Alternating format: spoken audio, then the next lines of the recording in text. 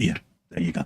You just did beatbox on the telebox. Oh, you're so happy now, aren't you? I know. I like that was a long 5 minutes, mate, wasn't it? I know. I don't know how we can fix that. Yes, we have this 5-minute pre-roll on the stream, but we can't hear each other. We can't talk to each other on the pre-roll. I can hear him. He can't hear me.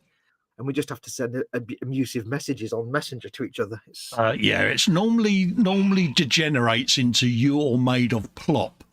Yeah, and then I'm like, you're ridiculous. Yeah, and anyway, welcome to the big screens, eh? Hello, everyone. Welcome. It is Warhammer Sunday, and as Colin's just suggested, we've got a bit of a slightly new layout, which means you get more bigness from both of us. We are now bigger than ever before. Absolutely, mate. How do you feel being bigger, Col? Hey, mate, I don't mind. It's the same as the frolic now. It's continuity, mate.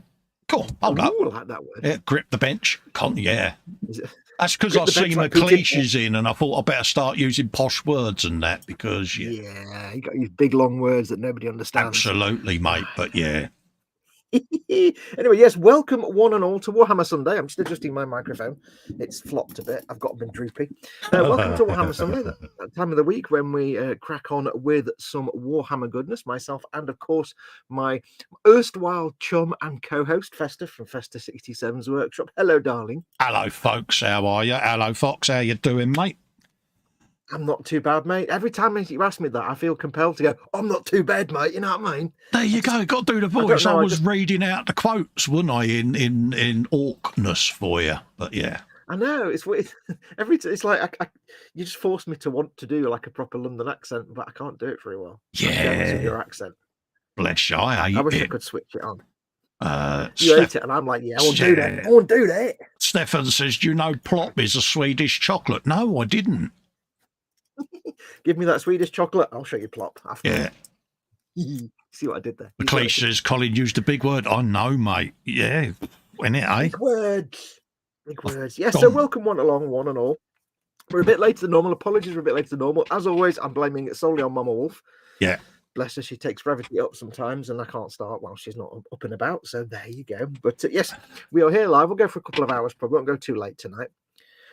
Before we get going, though, big shout outs to all the people that make this content possible. First and foremost, my very good friends at emodels.co.uk. They are the channel sponsors, and the link for them is in the description below the video. Go check them out, spend all your money, and just be happy, basically. They like taking money off you, and you'll like the things they send you in return. In exchange for goods and services. Yeah, they accept all funds, all monies in exchange for goods and services. And of course, my patrons and channel members who support the channel directly. Big thank you and hugs to them. If you want to support the channel, you can do. If you want to be one of the cool kids, you can go to patreon.com/modelmakingguru and become a patron, or you can press join underneath any of my channel content. And you can do the same for Colin. You can go to patreon.com/Festa67's workshop, or you can press join under his content and you can support him as well. So absolutely. Cool beans. Now, don't forget, we've got the chat in front of us, both of us. So if you want to join in the chat, I've got the chat here. If you're watching this and you're not in the chat, please do click on the YouTube icon in the bottom right if you're watching it embedded, and come and join the live chat, because it's all about, in these streams, when we're not doing video games, in these streams, it's easier for us to read the chat, even though I'll miss most of it. So do come and join the live chat. Yeah, we are pretty useless. Yeah, it's a good crack. So come and join the live chat, and we'll do our best to read comments out. If you want to catch our attention, you can do at Model Making Guru or at Festa67's workshop to highlight the comment on our tablets, or you can do a super chat by pressing the dollar symbol at the bottom of the chat window. Also, you're supporting the channel as well. That way we can't miss your comments. McLeish is having a wibble, how are you doing?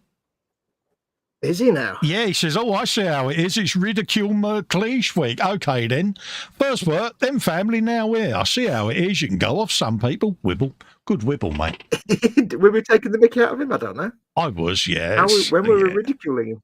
How were you ridiculing him? It's the order of things, isn't it? It's Mock McLeish week. There you go. Yeah, he loves it, really. We've got to do a new word this week. We've got to do a new word this week as well, haven't we? We have, mate. We done blimp last week, didn't we? Yeah. Now, I think only one person did it, and I think it might have been Stefan, but I can't remember now quite for sure. Somebody said blimp on my stream on Friday, so somebody's done it, so we'll have to come up with a new word.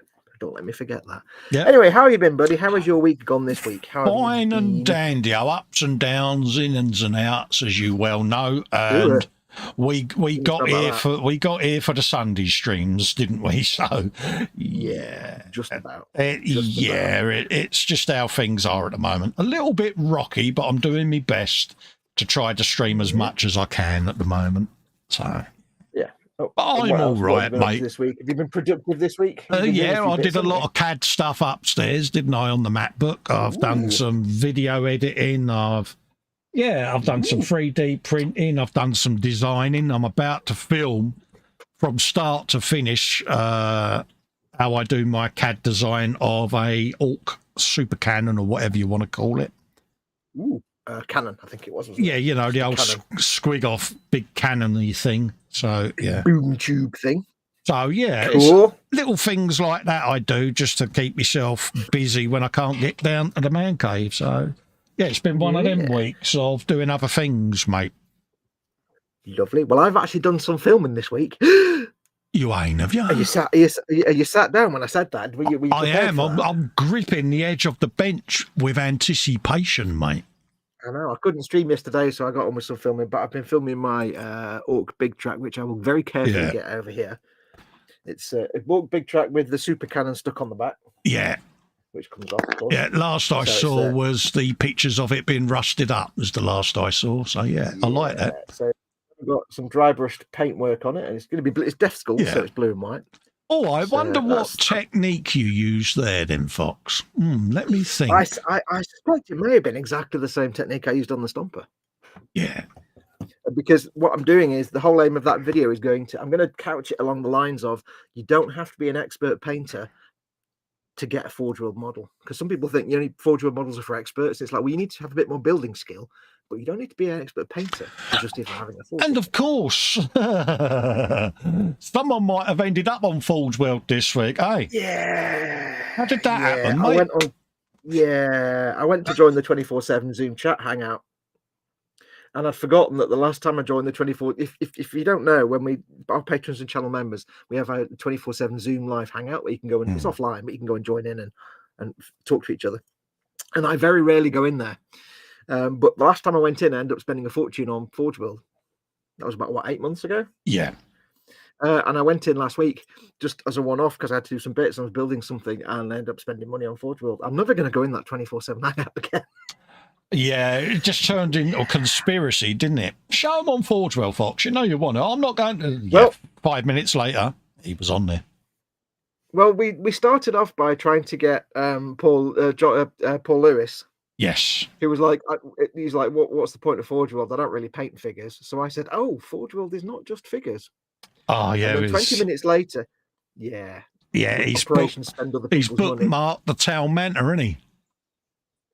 Yeah, he's like, I don't really like Forge World. I said, it's not just figures. Come and have a look. So we showed him. And he's like, yeah, I don't like, I don't really want the, hello, And he started making little happy noises. And I'm like, yeah, we've got him. Yeah. And then we showed him that it had all the troops and all the tanks, and he's like, bookmarked. Yeah. Good man. Well, he says, I like flying things and tanks. I'm like, oh, they've got tanks. Oh, they've got flying. I said, have you ever heard of the Taumanta? He's like, no. I said, come with me on a journey. He made a squee. He made of squeed slightly. Taumanta's the biggest Forge World kit in the world. It's like 3 foot across, and it's like $2,000 or something. And he's like, oh. Yeah. So, we may have broken him slightly. But yes, I was on Forge World, and I was like, I really have to just get that squig off now, don't I? So I got myself the baby squig off. Baby squig off. And I've got some flash kits to go in it. Oh, there's some flash kits from Games Workshop, so that should be turning up good. soon. You're good. Oh, and no, that was afterwards on the live stream. I actually ordered a Mecha Dread. It's testicles, isn't it? Yeah. So your Forge World addiction's going really well then, mate. Well, I just have to make sure I never ever go into the live 24/7 hangout ever again.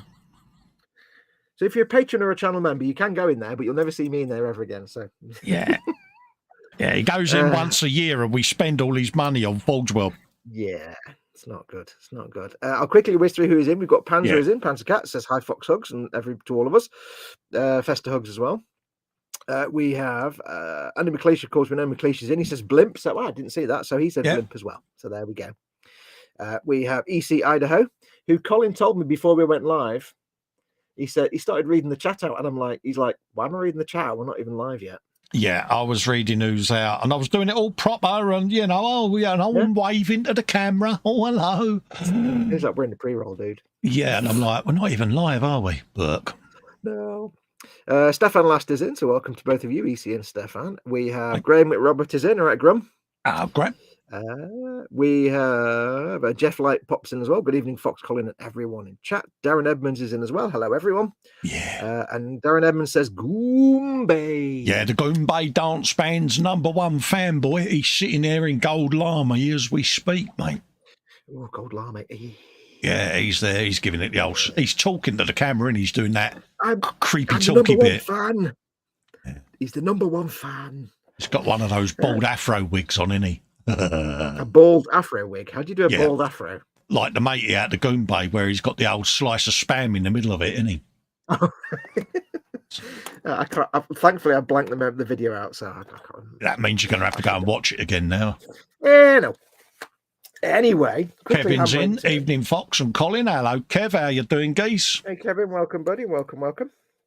Yes. Before we get too far into making me go and look at things I don't want to look at, a quick handbrake turn. If you've not been watching these streams over the last few weeks, if you remember, we are both painting a Leman Russ Punisher. I shall let Colin explain what we're doing.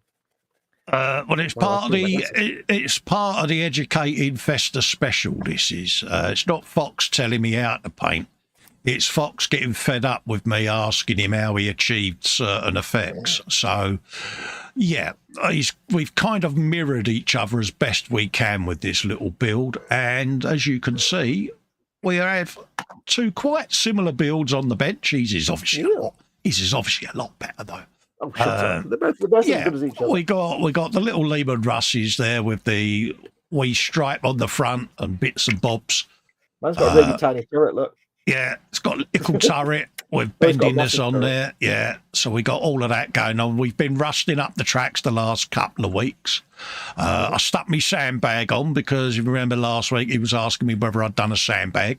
So I did that as soon as I did the artwork last week. What's that? You know what that means? You've got sandbag. Sandbags. It's sandbagging. We've done the exhaust, a bit of dry brush rusting and all of that. Same with the tracks, loads of chipping. And we was painting these old Eagle things on the Harris last week, putting the Retributor armour down on that. Remember the paint name? And on the skull with the... Is it filigree? Is that stuff filigree? Laurels?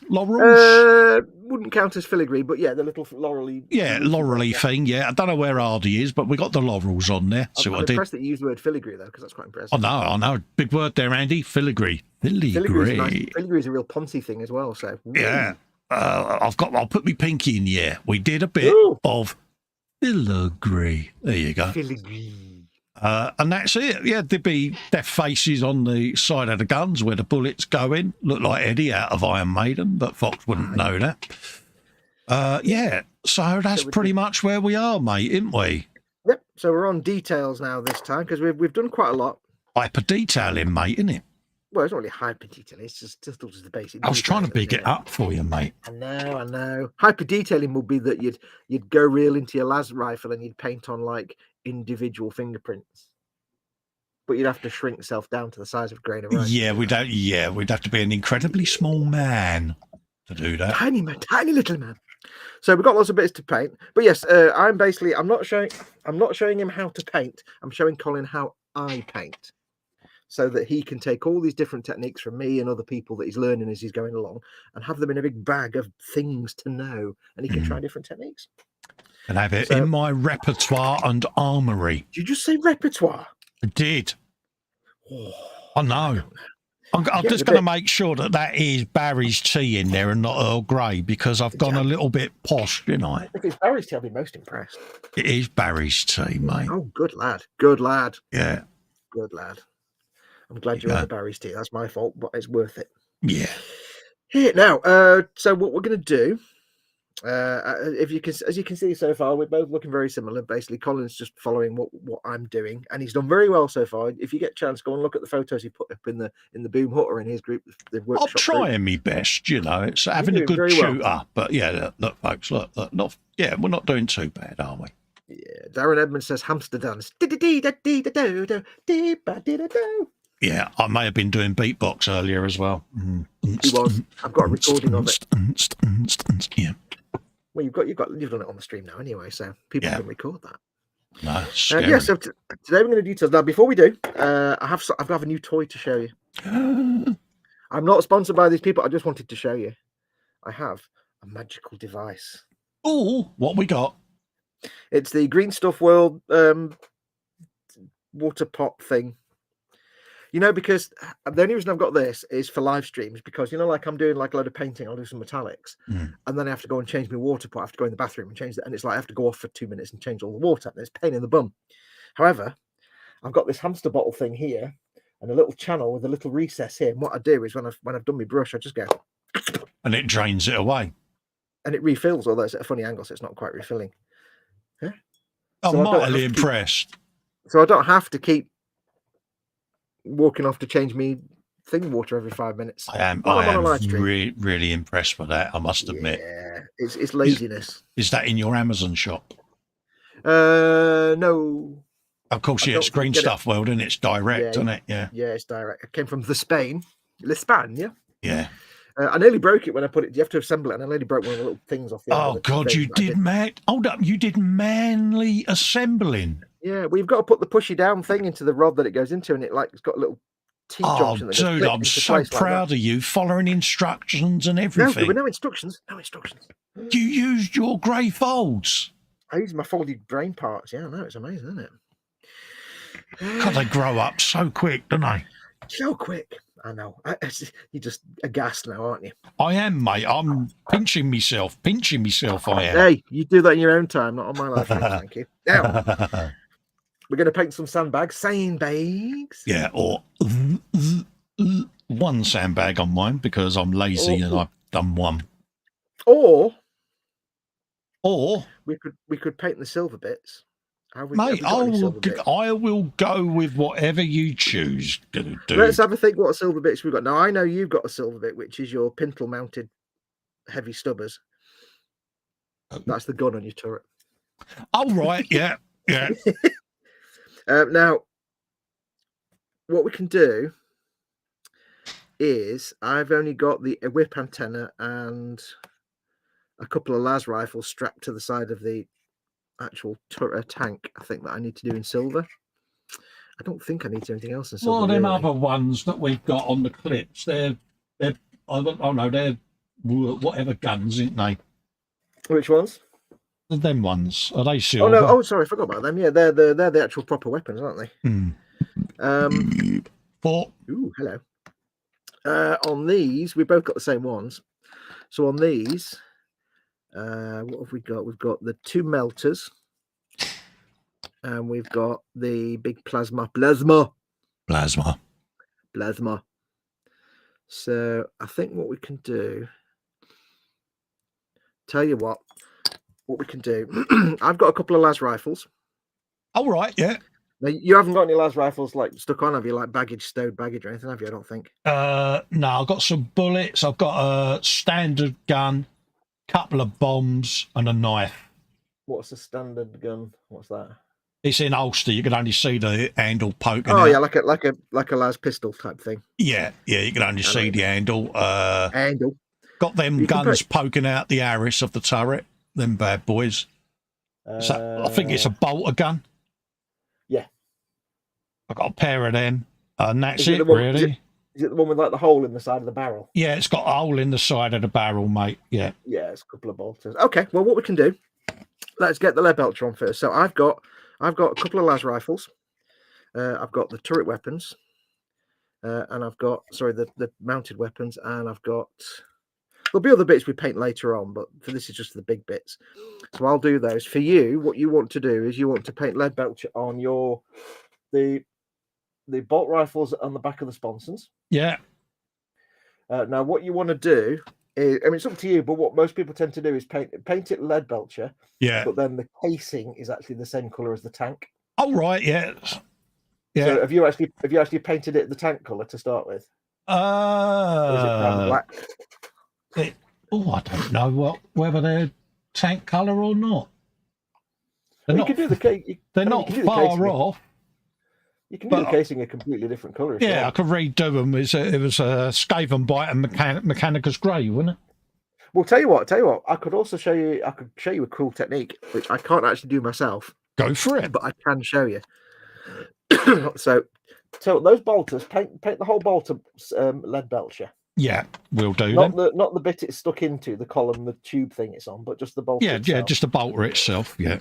The heavy bolter that's on your turret.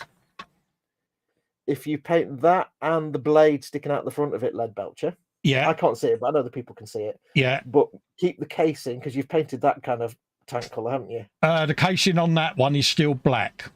Primer. Oh. Okay, so we could do that and paint that lead belcher as well then. Just don't paint over your gold skull mount thing. That was really nice. Because we can do the same technique. So we can give your weapons a black or very dark casing. Wants me to paint my weapon. Using nothing more than null oil. Oh. So you've got those two weapons, and anything else you want to be silver on the tank, basically. So yeah. What else? Whatever tickles your fancy that you want to be silver. Now on the mounted weapons. Yeah.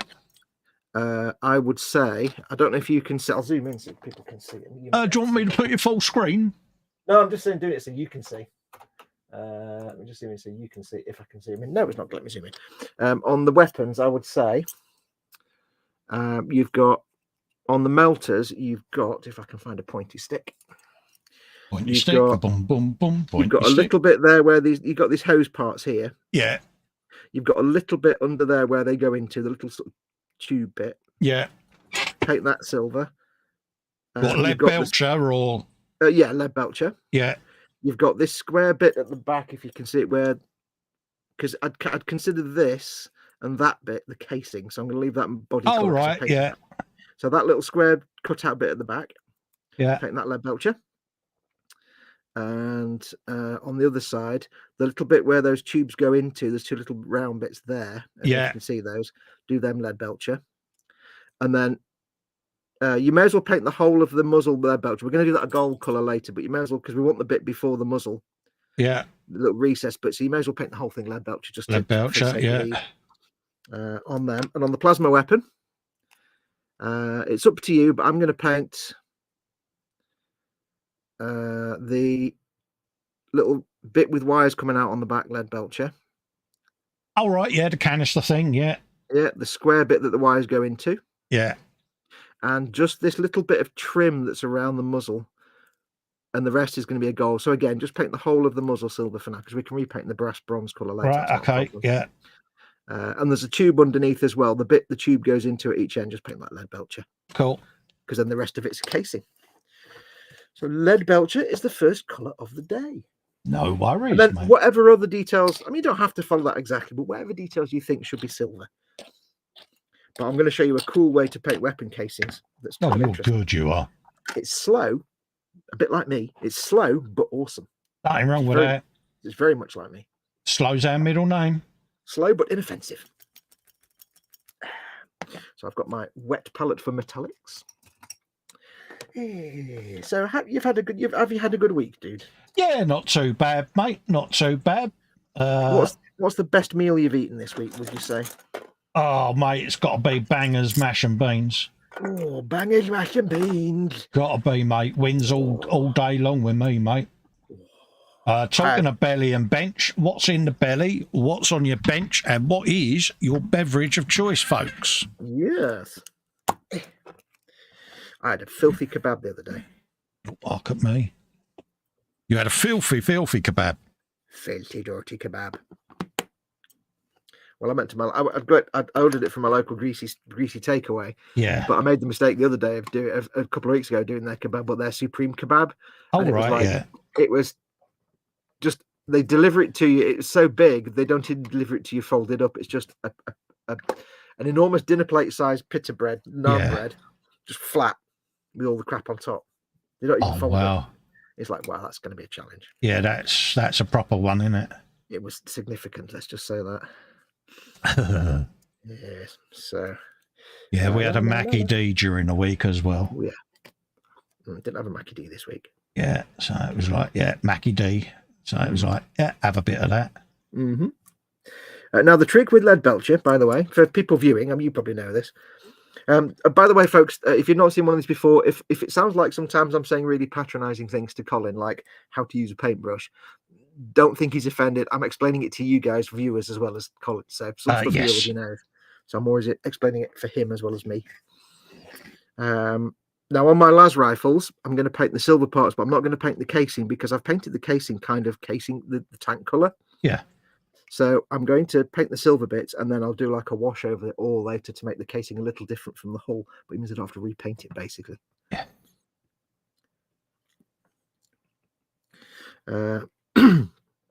Let's get these bits done. Hopefully I'm on camera. Yeah, I'm still zoomed in. Zooming out now, sir. Yeah, no, you're still on camera, mate. Looking rather splendid in super big screen. I was zoomed in. Excuse me. Also, I do apologise. I might have to go muted every now and then. I've got a really nasty cough at the minute.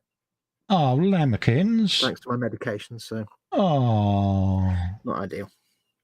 Yeah, the thing with lead belcher is I find it better to not paint in a stabby way. No. Try and keep brush movements as limited as possible. Add a little bit of water to it, but don't expect it to be bright silvered straight away. What you can do I found with lead belcher is when you've got your first coat down,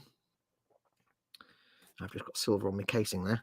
When you get your first coat down, let it dry, and then go over again with more lead belcher, but thin it down to almost like a glaze. Yeah. Second or third coat, because what you get then is this really bright metallic sheen to it without putting an extra layer of thick paint on it. It's a nice way just to make your silver a bit brighter and bolder. It's just the wafer thin. Yeah, it's like a glaze, because it's quite a nice paint, lead belcher. You do the same with golds as well. It is one of those. It's got a multitude of uses in it, lead belcher. Yep. Oh, yeah. We often refer to it quite a bit. It's like, yeah. Now, with your bits there, Cole, take your time with the painting. Yeah. Obviously. Try and use the biggest brush that's feasible rather than the smallest brush for the small details. But don't forget that we will be putting a wash over this. So if any of your edges are not quite crisp as you want them, don't panic. Yeah, no worries, mate. Because, the shade will, as you well know, the shade will hide any, straighten up any little wobbly edges. So I'm just carefully, it's actually quite tricky to paint a las rifle. Shades can be your friends, folks. Oh, yeah. I'm used to painting weapons silver first. I know in real life weapons aren't actually silver, but it's just the way Games Workshop works is that, like handheld weapons tend to be silver. It's just a certain look, and it kind of works for Warhammer. It doesn't really look very, especially on a dark tank with a weapon, you want it to stand out. So, well, I always look at Warhammer as it's an exaggeration of life. Yeah. All their colours, the rusting, the chipping is very overdone because you're overemphasizing it. It's just how it is, isn't it, with Warhammer? Well, It's because it's designed to be looked at from several feet away. So Yeah. you are, like you say, you're exaggerating things. But I mean, in reality, you'd be painting these weapons like a gunmetal color. But the thing is, when you've got a dark grey tank and you've got a dark grey casing, and then you've got a gunmetal dark grey weapon, it's just dark grey and it looks really boring. So sometimes it's nice just to. I quite like doing things like bolters and las guns as silver, just because it makes them stand out a bit. Yeah. But the trick is, or the tricky bit is, I'm used to painting them all lead belcher first, and then painting the casing. Yeah. Which can be any color. You know, sometimes Imperial Guard have a green las gun casing. But what I'm doing here is I've already painted the casing, the tank color, so I'm trying to just paint the metal parts of the rifle and not touch the casing. And it's actually quite hard because it's quite delicate and fiddly. Yeah. And it's testing my painting tiny things skills. See, I'm quite lucky on that because my gun is still in primer. You're quite lucky because you weren't dumb enough to stick a load of las rifles on the side of your tank. Yeah. Oh, yeah. Drill the barrel out, but hey. What we're going to do on your pintle mounted bolters, because you've got like slightly orky ones, haven't you, with the big funny face on them? Yeah. What we're going to do with those, because they've got the dirty great big knife on the front, big bayonet. Yeah.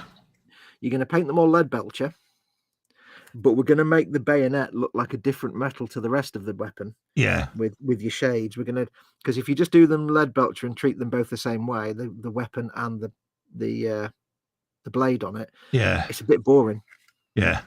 So what we can do is start with the same color, but use the shades in a different way on one of them to make it look like a different type of metal. So your blade, the big stabbity blade, doesn't look like the same metal as the weapon. Makes sense. Yeah. And sometimes it can be quite, when you're painting things, especially metallics, you can get a lot of variation with very few efforts. I was watching a video the other day when I was watching Duncan painting an Auric from Age of Sigmar, which is basically an Age of Sigmar orc. Yeah. And he's got all this armor on him, but their armor's all made of like scrap metal and stuff.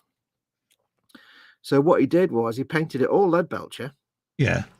But then he used different coloured shades on different parts of the armor to make some of it look nice and shiny and silver. Some of it looked dirty and old. Some of it looked very bronzy because he used different shades.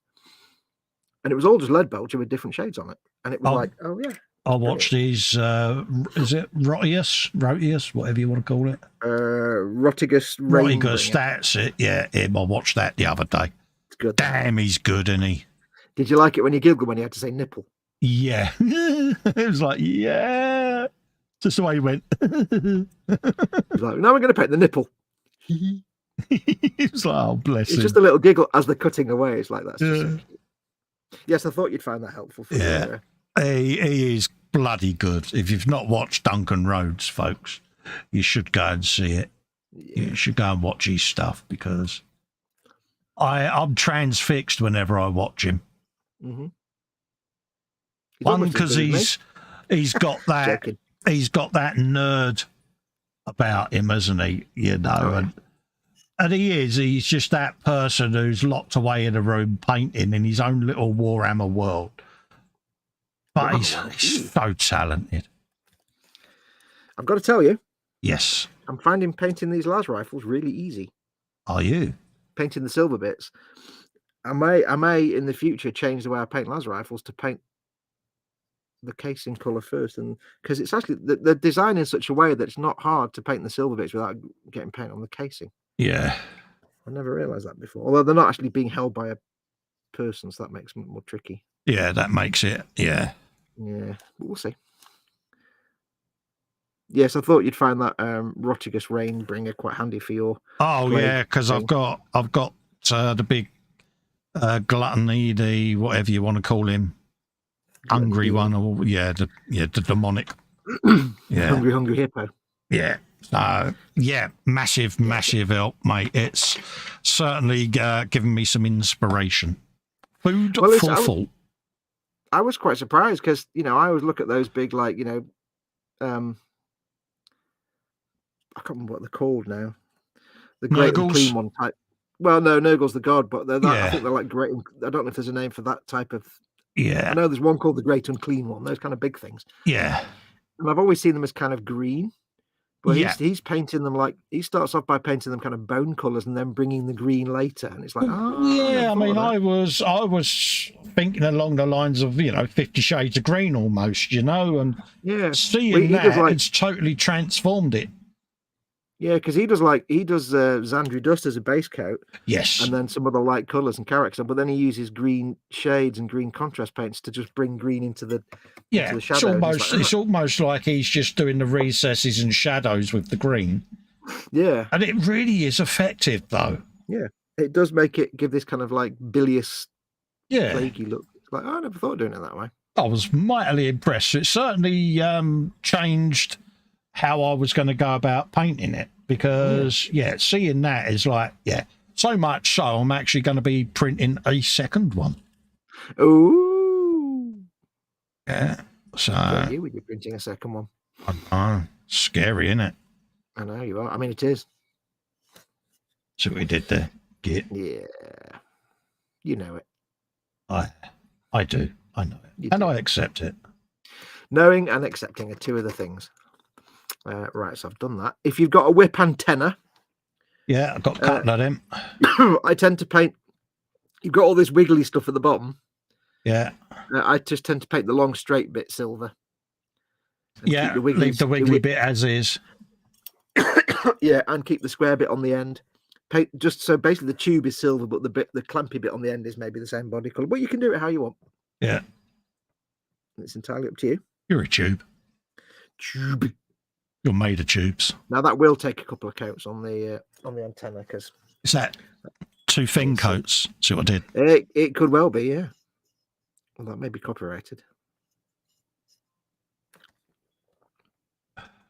I was toying with the idea of picking up the 2 thin coats paint range the other day, but I decided against.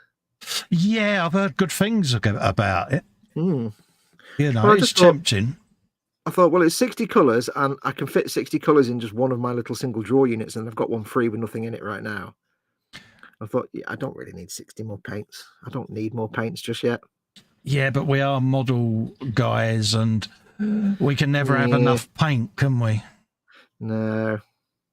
And there's one place was selling it with a rack as well, with like a paint rack that comes with it. But I was like, well, I don't need that because I've got no how to put a paint rack.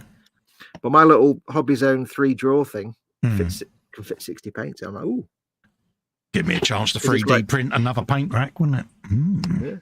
Well, it's like I thought, well, I can get 12 or 13 like dropper bottle paints on each drawer, and there's 3 of them, so no, 20 I don't know. It's like, Colin, you're not buying Duncan's paints as well. Yeah. You know what's going to happen. Yeah. Oh, no, I can't get 60 paints. It's 30 paints. Oh no, yeah, because it's 2. Oh yeah, it's 2 rows of paints in each drawer, and I could easily get 60 in there. Yeah, that's good. Oh yeah. But I decided against anyway. I thought, no, not right now. Now is not the time. So what else can I paint? Bobbin says, "Oh my God!" He says, "I'm bending photo etch by hand, and it's not a complete mess. It's in there." Yeah, sometimes you just got to do it, and it absolutely works. Mate. Absolutely. No point thinking about doing something when you can just do it. What's the word? I've got a skull that I forgot to paint. No. I'm going to paint the lead belcher instead. Seeing as I've got the lead belcher out, I've got skulls above my eagles. You're good. I'll just do a lead belcher. Can't believe I missed out 2 skulls. Proud of you, soldier. Yeah. Muse is in, saying hello. Hello, Muse. How you doing, darling? Oh. Now, the reason I suggested we do the lead belcher now is just because it's worth doing all the bits that we can shade with null nile, and then doing all the bits we can shade with agrax and things like that. So if there's anything else we can shade with null nile, once we've done the silver bits, we'll do them as well. You're good. And it just means we can do all those bits at the same time, basically. But I can't think of anything else we'd need to null. Null. Okay, so those 2 skulls. We'll come back to them in a minute. And any other details you think will benefit from being silver, basically. Yeah, not a problem, mate. Because I'll do a coat, and then I'll come back and do a slightly thinner coat just to get this. Don't forget, of course, we are going to matte varnish over this, so they don't have to be super shiny right now. We'll bring the shine back later. Right, where's these mounted weapons? I haven't got a pintle weapon on mine, so. Oh, Lamekins, yeah, but you have got extra sandbags and gunnage, haven't you? So. I can't be bothered doing a pintle weapon. I'm like, I can't be bothered. I just went with what I had in the greebles to hand. It's like, that'll do. Do, do, do, do, do. How you getting on with yours, Spud? All right, mate. Tiny little details on this, on these hull weapons. Yeah, but it's just relaxing, isn't it? Yeah, there's no right and wrong with which bits you paint silver. It's just this is the bit that takes a while, and it's going around doing all your detail. Yeah. Stefan Lars says bench is unreachable. Belly, I believe there's some kind of ice cream in the fridge that would be perfect. Ooh. Oh yeah, he's off to rummage. Back in a sec. Happy days. Yeah. Kevin Stevens has had steak with mash and baked beans washed down with a bucket of coffee. Ooh, bucket of coffee. I had to make some space in the freezer the other day, which meant I had no choice but to defrost the box of profiteroles in the freezer. Oh, so they're in the fridge now, and I've got two pots of double cream. That's H's weakness, profiteroles. She loves them things. Dad used to call them farty rolls. Yeah. Yeah.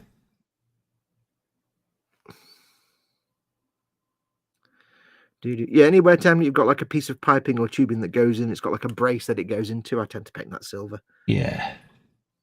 But I'm going to paint the end of that, all those weapons silver. We're going to do the muzzles on these, on the melters and stuff, a gold color, but it's going to be fun to paint them silver first. Yeah. You may as well, rather than paint delicate details between the muzzle and the body of the weapon, just paint the whole thing silver. It'll help to make the gold a bit brighter later anyway. Yeah. Doesn't do any harm. Saying hello to Ross. Good to see you in, Ross. Hey, Ross. Hello, my friend. Khajiit welcomes you to the stream. Colin's like, wait, you're not playing Skyrim? How are you doing? Oh, it's no.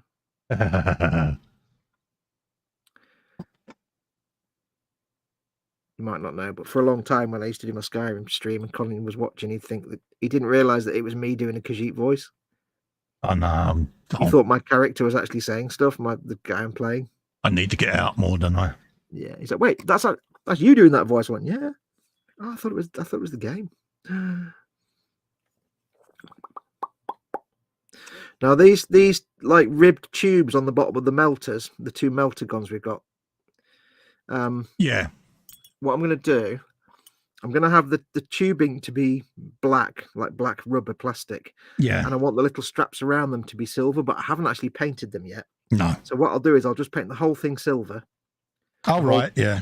Set of tubes, and then later on I'll come in with a dark color and I'll paint the tubing black and leave the little clips silver. Yeah, leave them exposed as silver. Yeah, because sometimes it's easier to paint everything.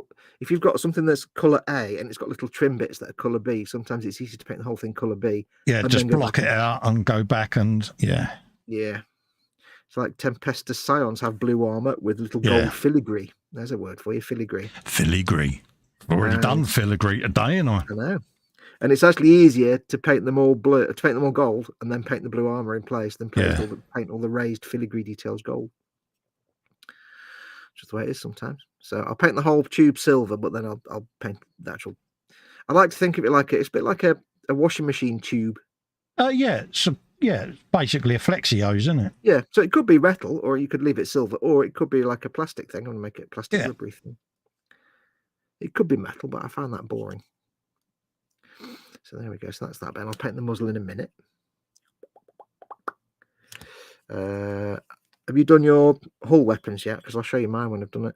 Yeah. I had a knife and a gun handle is all I had on mine. Oh no, I mean the ones that go into the slots on the front of the hull. The ones. Yeah, I'm doing them now, mate. Oh, lovely. I forgot. There's a bit at the top as well. You can paint silver if you want. Bit at the top of where? On the melters. Oh right, yeah, that's what I'm on now. That little strip at the top here. Oh yeah, the aiming sight. Yeah. You can paint that silver if you want. Like it's outside it's inside the casing. So yeah, you don't have to. I like painting bolter type weapons and these big hull mounted weapons. They're always quite interesting. Well, like you say, you're not bound by any rule, are you? You can pretty much. As long as it looks like the weapon it's supposed to be, that's all that matters. Yeah.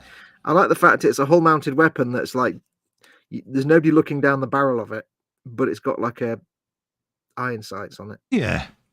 Yeah. What's the point of that? Makes literally no sense at all. I'm going to use a bigger brush to paint the muzzle of it though, because my brush is a bit small, so I'll come back to that in a minute. Gentlemen, paint your muzzle. You're a muzzle. You're made of muzzle. I'm having to duck down under my camera. It's a travesty, it really is. I'm all right. That's why I keep mine just off to the side there at the moment, because, yeah, it stops me knocking it. Well, I need mine to be close up so you can see what I'm doing when I'm showing you what I'm doing. So, unfortunately, perils have been the tutor. Yes, it's a hard life, but someone's got to live it. Oh, is this where we got to do the walking away music?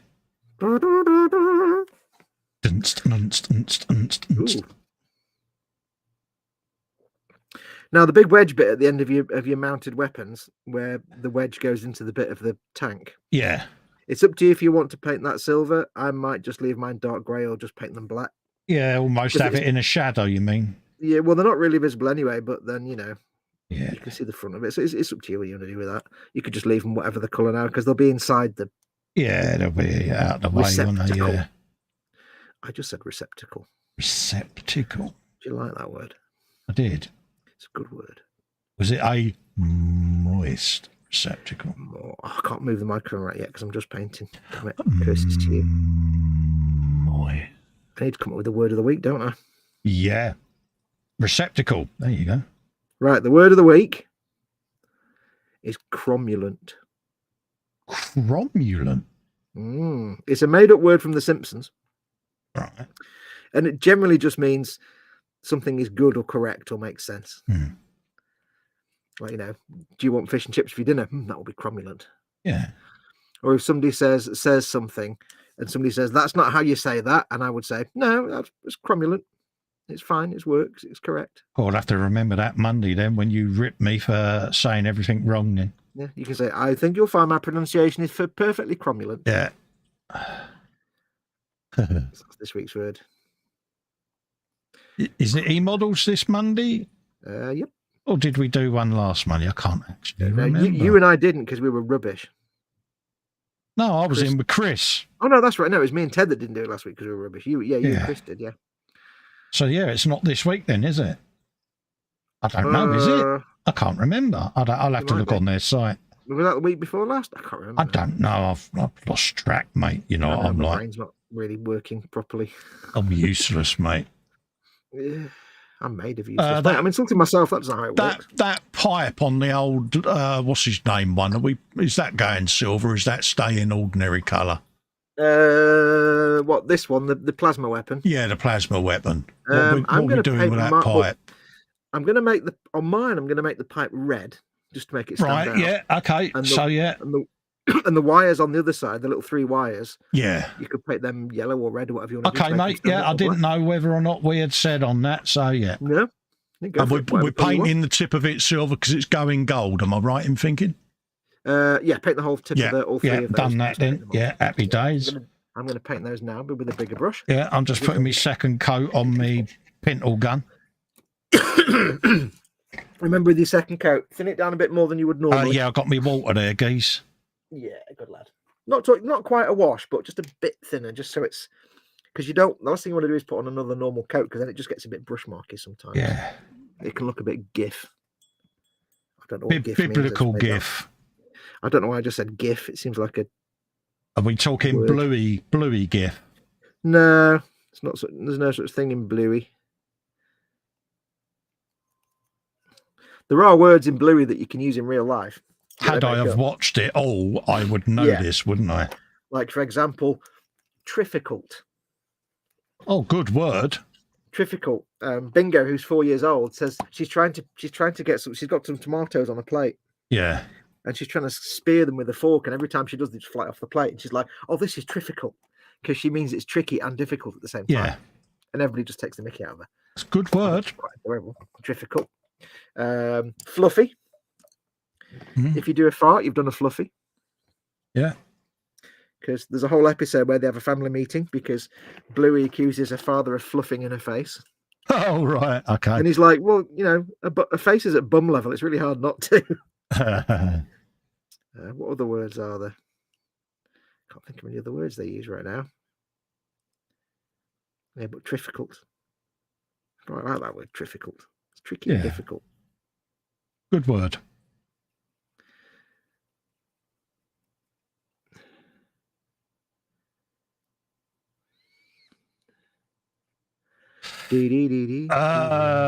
Jackin says it's E-Models, as it was Colin and Chris the week before last Monday announced that he would be. Yeah, okay, mate.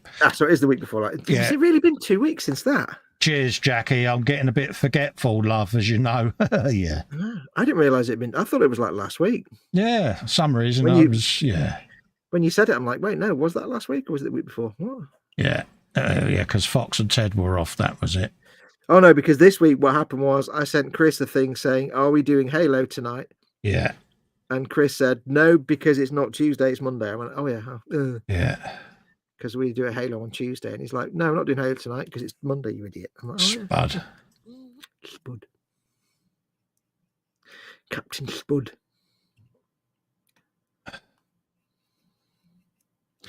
La la la la la la. Thinking is difficult. What can I say? So that's a reminder needs to go to Ted then that he sees what's in store, doesn't it? Oh yeah. Well, he only does it 5 minutes before, so yeah. There's no big impetus to make sure he knows lots. If you're telling me like 3 days in advance, he'll have forgotten. Oh, he'd have forgotten, yeah. Yeah. He says he has got. We fixed the audio issue with his microphone, so that's all working now. Hopefully. Yeah. Yeah. Hopefully we fixed the stream issues. Yeah. Causing us problems last time, so it should be a nice. Ted's was the stream. Bluetooth earpiece, wasn't it? Same as what I had issues with. It was his Bluetooth earpieces that were causing problems. Which you wouldn't think would cause problems with your microphone, but it does. It does with the Yetis because it's taking away an part of the audio source, isn't it? So the audio feed, whichever way you want to look at it, but yeah. Feed. Right, that's that bit done. Do I need to do my second little washy coat? Let's have a look. La la la la la la. It's up to you if you want to do any silver on the mesh bits on the grill on the back of the tank. Yeah, I'm not sure what to do about them, to be honest with you. It's up to you if you want to paint them silver or if you want to just do a dry brush later on of silver over the top, or probably go for a dry brush. I mean, I'll probably. Would it work better a dry brush? Is it easy to get to? I'm thinking towards the end a black wash in there to make it look dark inside, and then a silver dry brush over the top to make the grill stand out. Yeah, no, I'll go with your expert tutelage. Tutelage. More words. I know. You're getting quite impressive in your old age. Oh, yes. How do you do? It's because I'm a student, you know. Tutelage. I've had expert tutelage and guidance from young Master Wolf there. I like the young bit. You get points for that. Yeah. Right, so now I'm doing my thin washy coat of silver over the lead belcher, over the other lead belcher. Yeah, that's what I'm currently doing. Yeah, all it does is it just, I mean, you don't need to do it because we are going to matte varnish over this anyway. But it sometimes makes, if you're not doing a matte varnish or if you're doing this after you've done a matte varnish, it sometimes makes the silver bright again. These smoke grenades on the top of the yes. sponsors, is there any silver on them? I don't know what colour they would be. I don't think there is there? No, I think they're whole colours, but we'll have to repaint the tips of them because they're all the paint's chipped off mine. Yeah, same here, We'll probably paint them black at the very end. Yep, no worries, mate. That's just so that I know. What about the bands on the exhaust pipes? What colour are they? I was thinking, actually, if we do them silver... Yeah. Then we can put washes on them to make them still look rusty, but different rusty from the rest of the exhaust, because they do look a bit rubbish to the same colour of the exhaust, don't they? Okay. So, yeah, why don't we paint them lead belcher and see what we can do with them with shades and washes later on? That's an idea. Good thinking, girl wonder. I knew I'd have me uses at some point. Yeah. Yeah, it makes sense that they're not made of the same stuff as the... Well, it just gives it a bit of interest, doesn't it? Yeah.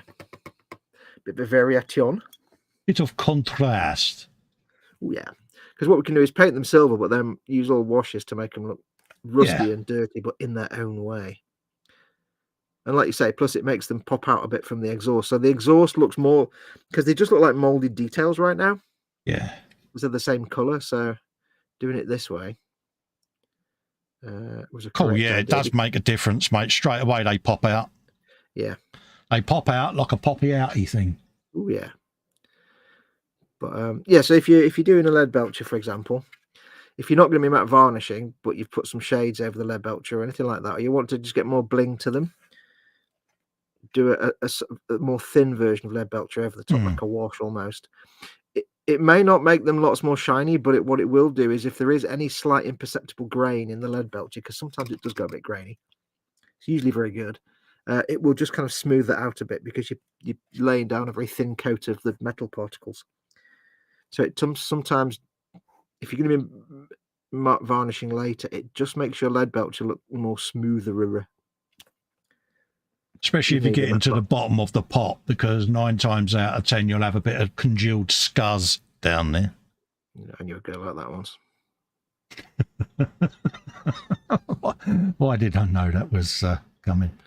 Yeah, that does make a difference. Them bands, it pops them straight out. Yeah. It just separates it out, and it's a few people, by the way. If you remember, I don't know if you saw this when we were painting last week, and I was explaining how the tanks were basically a big grey box. But I was saying to Colin, when we paint these gold details, we're not even going to have finished them, but just the act of having the gold details on the tank will make the whole tank suddenly pop and come to life. Yeah, because it goes from being a grey box to something else. And a few people actually in various comments here and there said, actually, you know what? It really does make a difference. It's a little tiny bit of accent, but it suddenly makes the whole thing come alive and look more than just a grey box. I'm like, yeah. Simple details can sometimes do that. This is the thing, innit? We get to that point on a build where you've got all your base colours down and you're like, yeah, it just looks like a blob of grey paint. And then, like you say, going in and accentuating the details. Accentuating. Oh, no. I'm just going to take a moment and pause there for a minute because... I think you need to sit down for a bit. I am sat down. Oh, coming over all of a quiver there. I think you need to mentally sit down for a bit. McLeish is going to be sitting there going, yeah, Chumley, can you hear some of the words he's coming out with? Well, you know what it is. You've been eating them special crisps, haven't you? They're a sensation. That's all I'm saying. Special something. Oh, yeah. Like on the antenna here, I want to make it look a bit brighter because like the first coat of lead belcher is still a bit dark.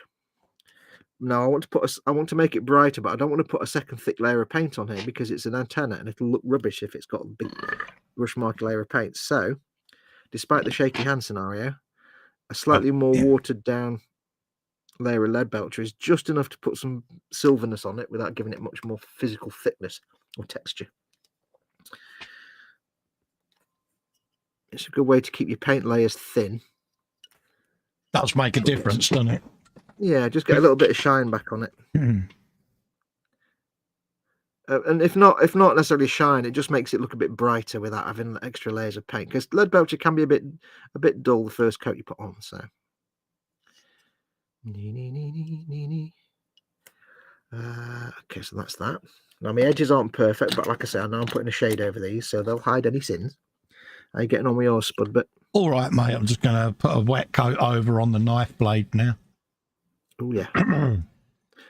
Well, if that's... I wouldn't worry too much on that, actually. Because what I'm thinking is we can make the knife blade look a bit more rugged and rough and dirty than the rest of the weapon.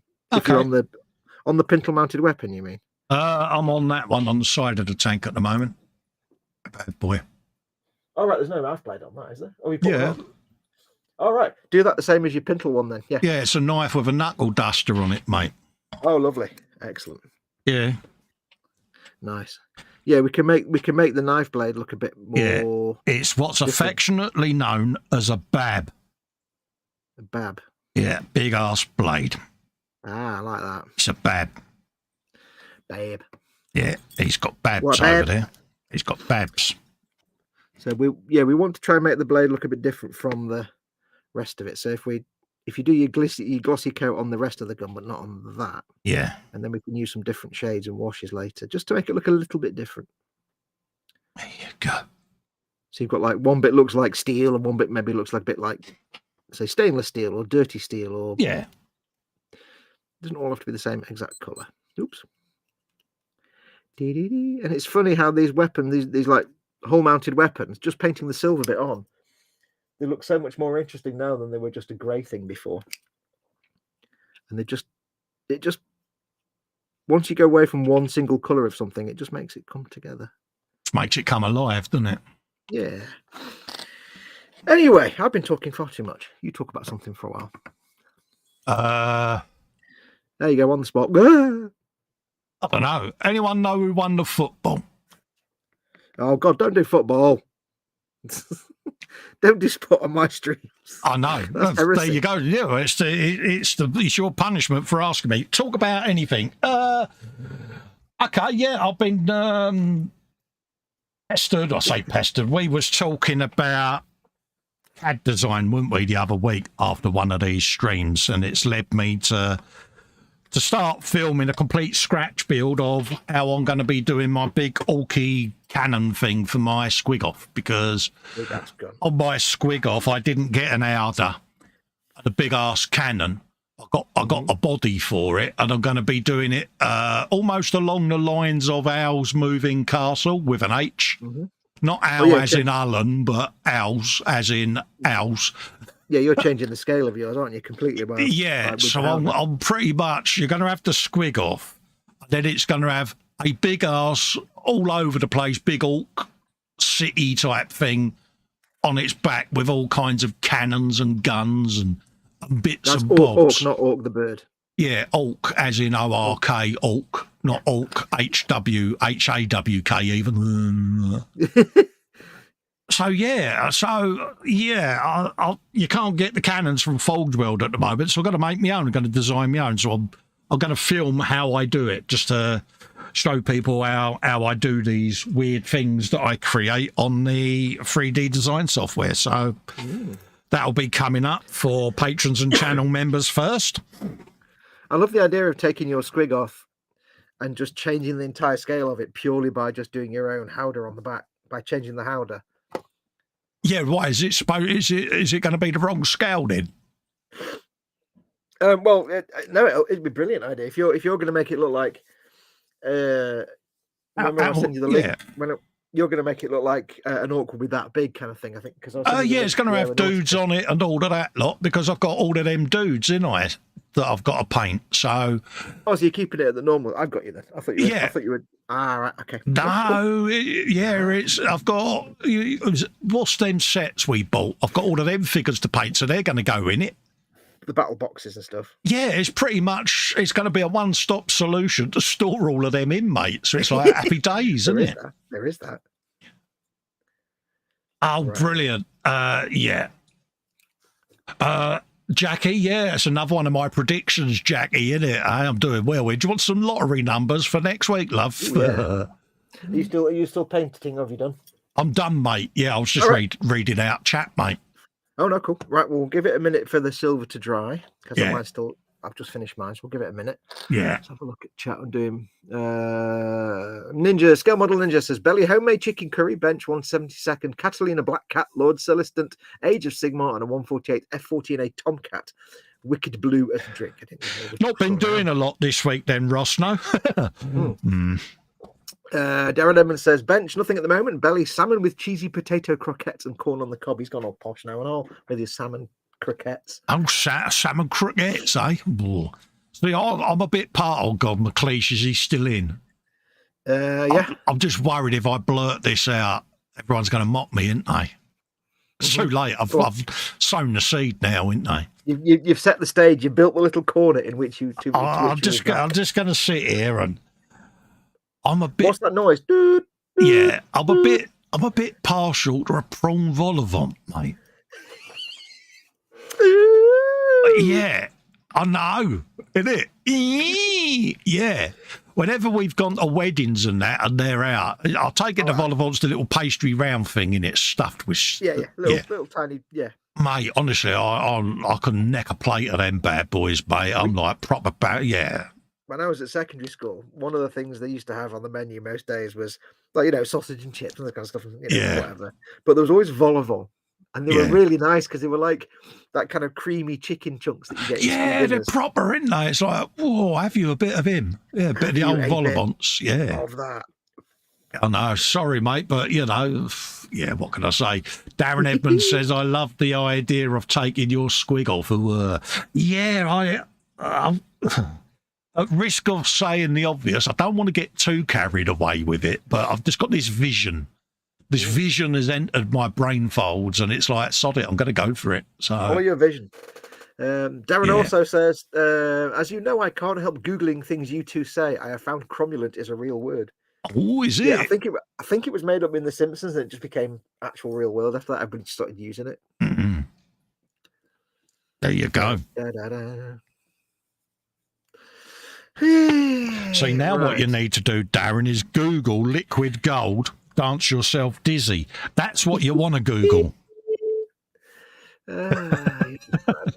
Jackie's in. Jackie Crochet Art. Welcome, Jackie. Hello, Jackie. Big hugs to you. Stefan Lass says bench. Oh, we've done that one. Bobbin says belly tonight, chicken korma, bench, glossing the Nimrod ready for decals. And back to the BTR 80 APC, which has millions of small parts. Nice one. And the Cleve says, I'll get this out of the way fast. I'm going to eat it. Belly chicken korma with rice, grilled potato chunks, can of Monster. Nice. I can't see the word monster and not associate it with two things. One, Nigel Kennedy. And two, the way he would say monster. Yeah. Could you imagine him singing that? Is it the monster song? Yeah. And then all I can see is not that big spot that he had on the side of his neck, that big blister thing for years, because he had a violin there. Darren says, no, you've already got me with that one, liquid gold. Okay, I'll have to think. Jackie says, you're not on your own with that one, Colin. No. Right, waiting for this paint to dry. Should I just hairdryer it? I could just hairdryer it, couldn't I? Yeah, I mean, it's pretty... does dry pretty quick, doesn't it, the old lead belcher? Yeah, the thin wash takes a little longer though. It's still a bit wet on some of my moist in my recesses. I'm gonna hairdryer it. You got a bit of moisture. Moist. Yeah, you just do the little holes in the muzzles and stuff. Yeah, no worries, mate. You carry on, mate. Let me find the hairdryer first. Yeah. Cromulent is a real word. Wow. Who would have thought it? Right, be back in a second. Hang on. Yeah, no worries, mate. Let's just have a browse up. Oh, scrolling up now. Dun, dun, dun, dun, dun, dun, dun. Use afternoon, all she says. 60 colours that can be mixed to make a lot more. Oh, nice. Good for you. I got that link, by the way, in my group, Marcy. So cheers for that, love. Also got your card. That's arrived as well. So yeah, we got that. Jackie saying it's E-Models week.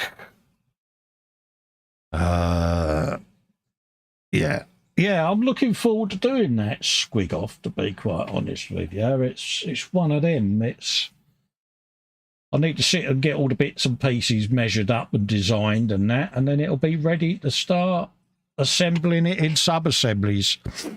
I think where it's going to have the big city on its back, I just need to do it so that I can print it out in sub-assemblies and whop it all together. I don't know what that is, but whop it all together. And yeah, I'm looking forward to finishing that or starting it even. It'll be something different, won't it? What we got there? We've got a bit of run fag steel and a bit of lead belcher, so I'll wait for the guru to see what paints we've got. I'll dig my air dryer out because once Fox is back, I'll do a bit of I am back air dryering just to catch up. Yes. Well, I've just had a thought actually. Oh dear. As I was doing that, as we're going to paint the on that plasma thing, we were saying about painting the hose underneath. Yeah. And I was saying I'm going to do it red. You may as well paint that and those three wires as well, because we can give them the same black shade. Yeah, no worries. So what colour are you going to do your wires? I don't know what I'm going to do mine yet. I've got no idea yet, mate. I'm just going to quickly dry me lead belcher first. Dry your bits. I think I'll do mine. I think I'll do my big fat pipe red. Yeah, I'm listening. And the wires, I don't know yet. Maybe yellow. Red and Just to make them yellow. stand out a bit. Red and yellow. So I'm going to use Mephiston red to start with, and I'm going to use some Avalanche Sunset, obviously for yellow, because it's a nice yellow colour. I can't find the Avalanche Sunset. Hang on. You're good, you are. Do. It's going to Mute. Muting now, sir. Okay, so really could do with the camera being in a different place, couldn't I? Really. Let's try some science, because it's making my painting really complicated and confusing. Right, I'll have to adjust my focus. It's not in the right place at all now, is it? No, it's rubbish. Hang on, I'm doing some adjustments. The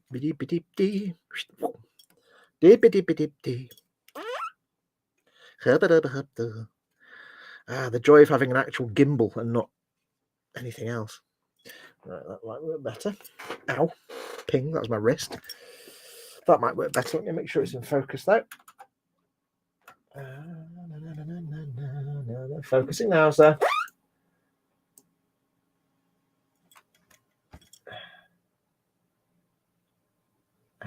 Not bad. Right. Oh, so yeah, seeing as we're going to do a non-oil wash on those silver bits, we may as well paint. You can see there we've got this tube on the. I'll zoom in again. I've not got much zoom on this camera sometimes for some reason. We've got the little tube on the bottom there, which I'm going to paint red, and there's 3 little wires on the side there, which I'm going to paint yellow. So Mephiston red is just a nice dark red for pipes and tubes. We can come with the highlight colours later. And for the yellow, whenever you're painting yellow's a ball ache. So I always like to start with Avalanche Sunset, because it's a nice bold base colour that will. It's nice and opaque, basically. If you take a nice bold yellow, like Uriel yellow or something, try and paint over that, it'll just turn out green. So don't even bother. Right, where's my other wet palette? Where's my palette lid?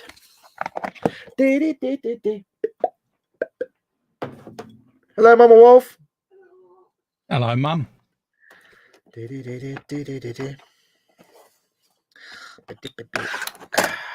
Oh, wet palette. Oh, wet palette. Bam, lamb. See what I did there? I did see what you did there. Almost singing. Almost. Oh, Are your parts dry now? they are, mate. I've no longer got moist bits. Right. So what we can do is get your tubes. I don't think there's anything else. If you've got any pipes or tubes and the other weapons that you've painted silver, you may as well do them now, whether you want to do them black or red or yellow, because we're going to do a black wash, and that works fine on like blue and black and blue and red and dark grey. So you can do your tubes at the same time. I don't think I've got any on any other weapons. No, it's only them 3. I've got pipes and tubes. I might as well. I think I'll paint the tubes on those 2 melters as well. So we'll do that in a minute when I paint these 2, so we can get them done as well. Right, get some red on the wetting and palette.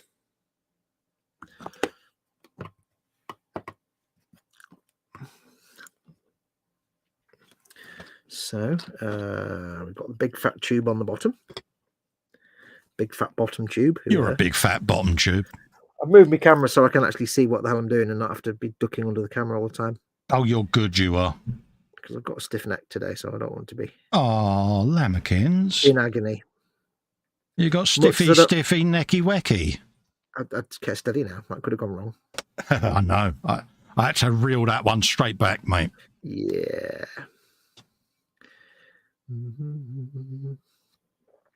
So what we can do is we can get these bits done.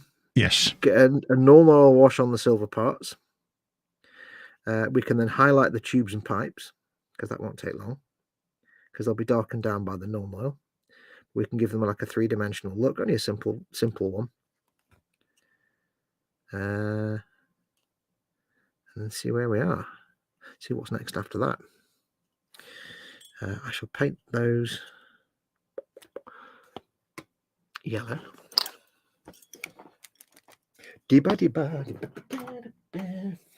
What colours have you picked for your bits? I'm doing the same as my tutor. Ooh. Who's the bigger fool? The fool or the fool who follows him?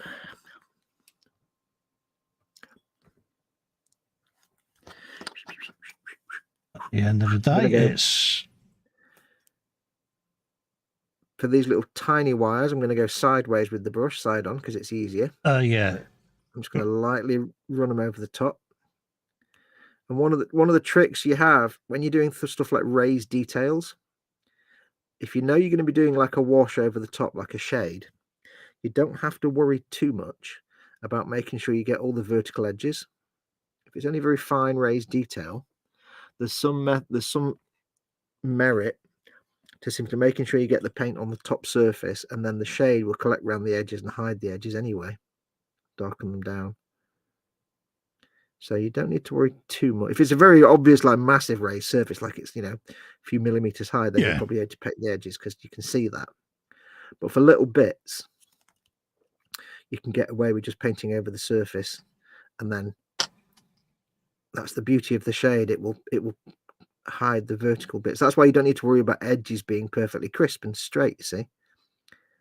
Like I've got a little tiny bit of yellow on the casing of the weapon, and that's fine because the shade will darken that and hide it anyway. So yeah, it'll be lost. Yeah.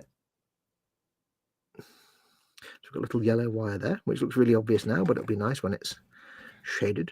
Well, it sticks out like a blind cobbler's thumb, doesn't it? Which is the whole idea. This is that stage now, isn't it? Yep. That's just the trick when you're doing miniatures, is when you're painting something realistic like a real world vehicle, you want to make it look like the real thing. But when you're doing a miniature for a tabletop game, you need to you can do it as realistic as you want, but you need to sometimes exaggerate as well, because they're not meant to be viewed close up. They're meant to be viewed from 3 or 4 feet away. And that's why a lot of the tabletop painting methods sometimes come out very contrasty. Now, you don't have to do that. You can paint it just like a regular model kit, if that's what I tend to do. But that's why a lot of tabletop painting is like base color and then lots of edge highlights. Edge highlighting is not really something that often happens in the real world model kit painting. It's not something that's often used very often. But in miniatures, it is, because it's a great way to get something really prevalent, isn't it? Yeah. It's a great simple way of giving your model some kind of 3-dimensional punch from 3 feet across the table. Yeah, when done in moderation, it's a nice effect, isn't it? But if it's overdone, it can kill a build.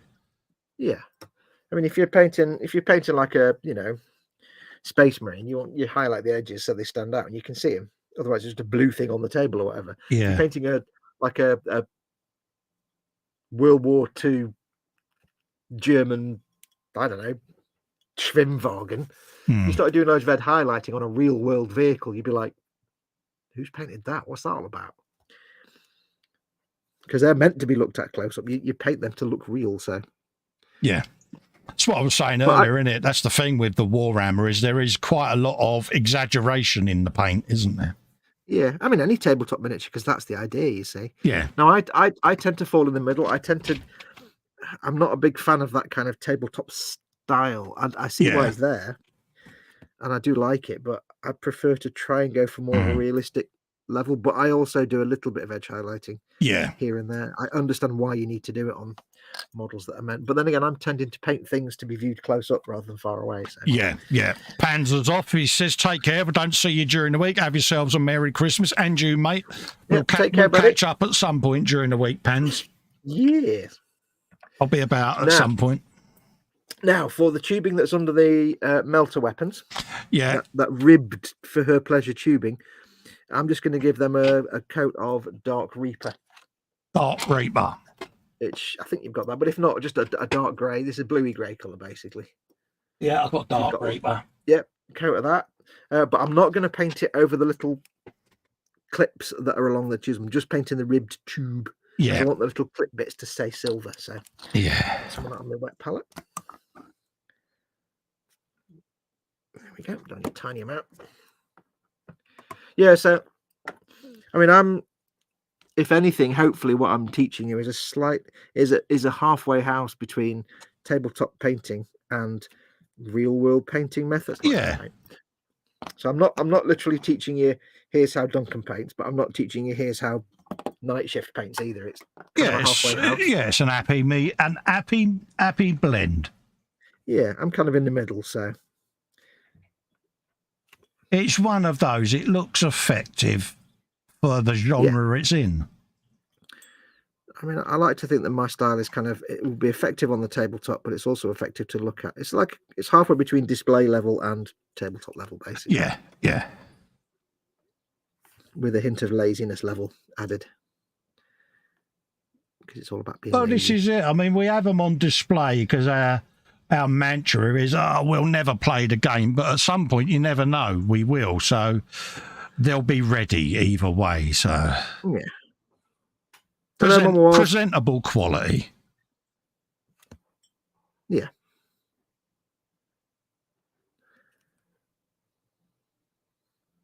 I think it's more just it's my natural way. I can't quite put the armor painter realistic painting style aside. Yeah, I mean, for me, it's seeing what the limitations are of my hands. Yeah. Because knowing that I can at least have a good go at this, even when I'm having a shaky hands day, is quite satisfying, because on a crappy day I can do the basing, and then on days that are good I can go around and detail. So it's opened my eyes and given me another string to me bow for when I can't do the plastic model building. So that's why I wanted to sort of pick your brains, because at some point I'm going to end up just painting miniatures. I can see it. Yeah, but that's the thing. I mean, it's just another technique to add to all the other techniques you've been learning. Yeah. And now, over the course of watching videos and doing these and loads of other stuff, you'll have learned like tabletop style, real world armor style. You've learned my style. You've learned exactly other people's styles. There's all different. And mine's just I've said before, I'm mediocre at best. Yeah. But it's just, I have my own way of doing it, and it's kind of a halfway house between the two. It works, mate, at the end of the day. Yeah. But I also, one of the reasons I was happy to do this was I'm the kind of person that I can sit and watch a video or read a thing, how to do something, but it never really clicks easily unless it's easier for me to learn something if there's someone there telling me or showing me how to do it. Learn by doing. Yeah.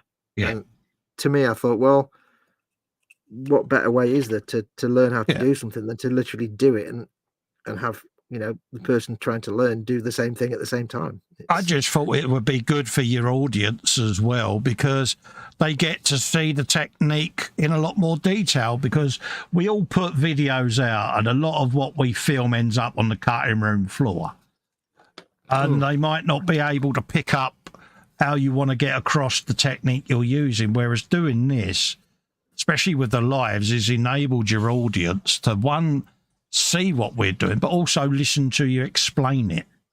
Yeah. And the reasons behind it. And it's, I think, done you good as well, because it's let you realise that you can impart your knowledge, and when people listen, like I have, you get to see the fruit of your effort.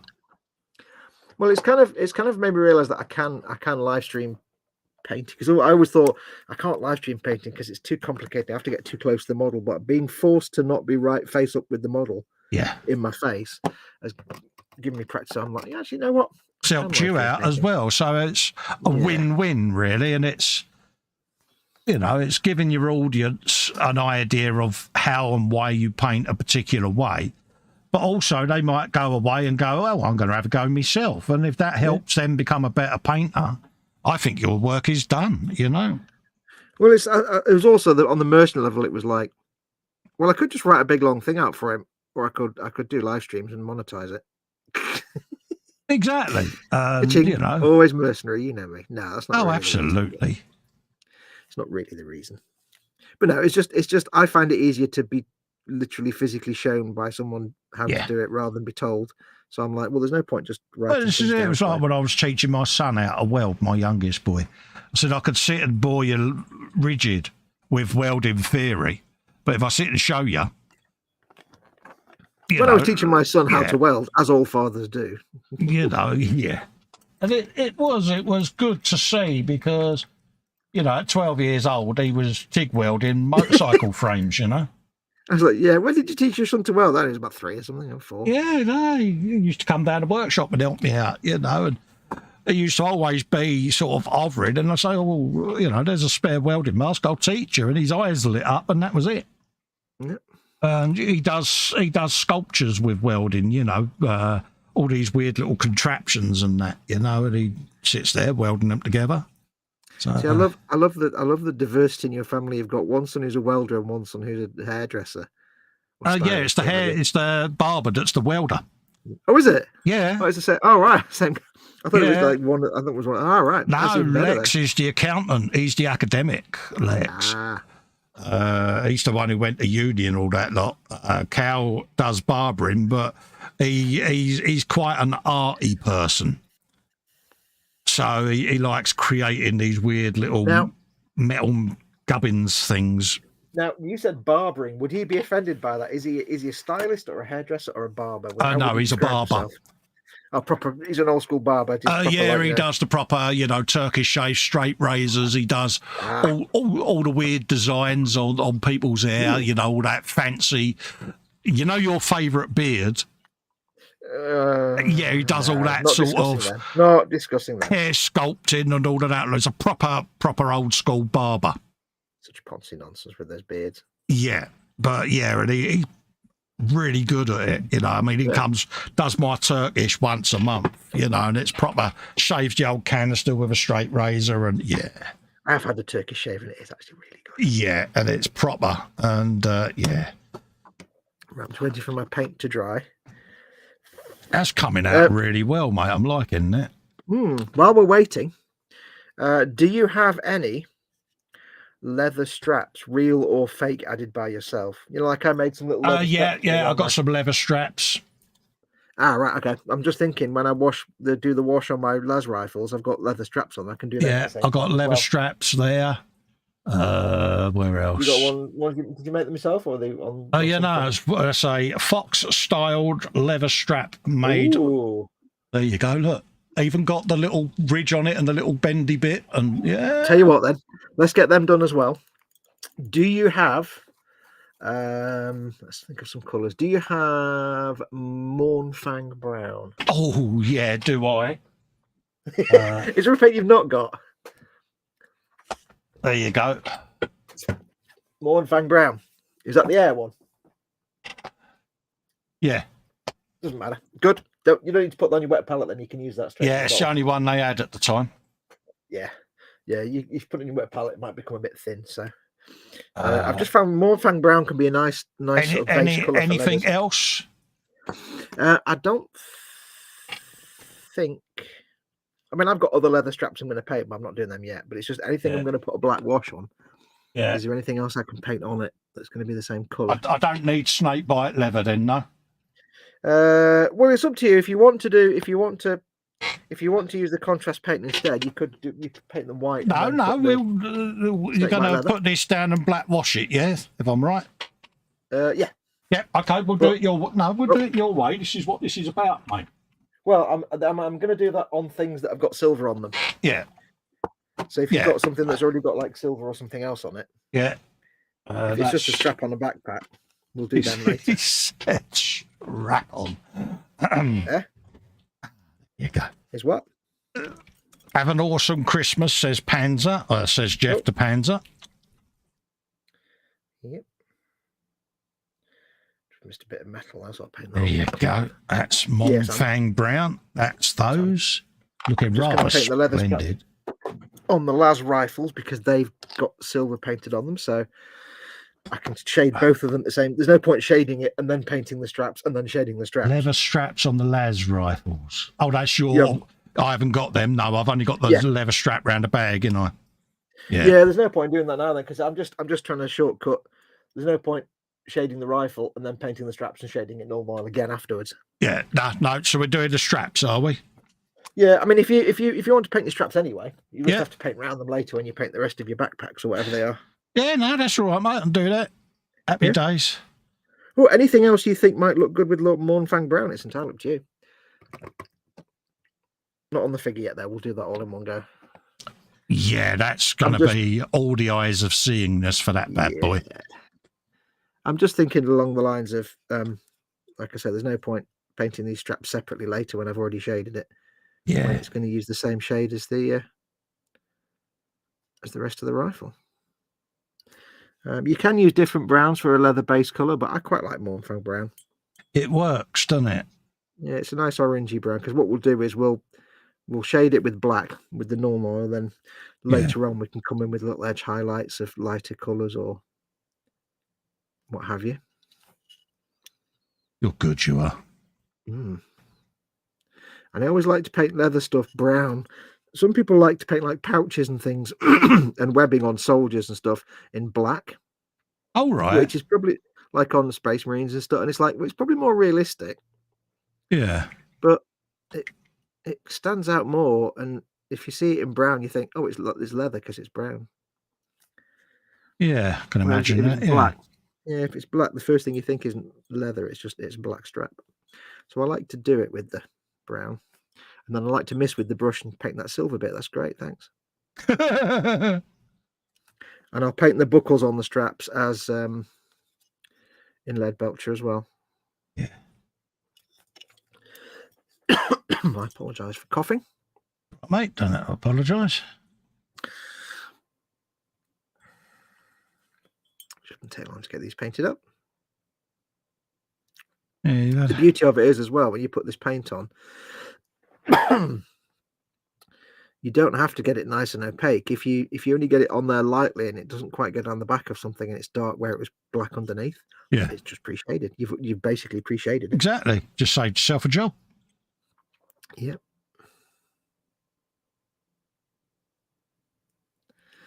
It's the whole idea, isn't it? You make it as easy for yourself as you can. Yeah, I'm lazy, so I try and make things as much as easy as possible. Like nearly slapping that antenna off when I turn this upside down. Brilliant. Well done, Fox.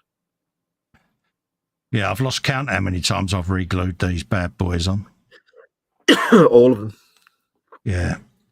Well, that's that one done. Let's do the other one. Yeah, that's a strap on there. So if you're painting over a strap on, what? If you're painting over a dark colour, don't, like I say with these straps, don't worry if it's not quite an opaque layer of paint, because it just helps. The straps on bullets, are they Mornfang Brown or are they going black? You know, the webbing that holds the bullets together. Like the bullet feed. Yeah. I need to do a hang on a sec, I've got to turn my mic off. No, you carry on, mate. God, terrible. I spent about 2 hours yesterday just having constant coughing fits.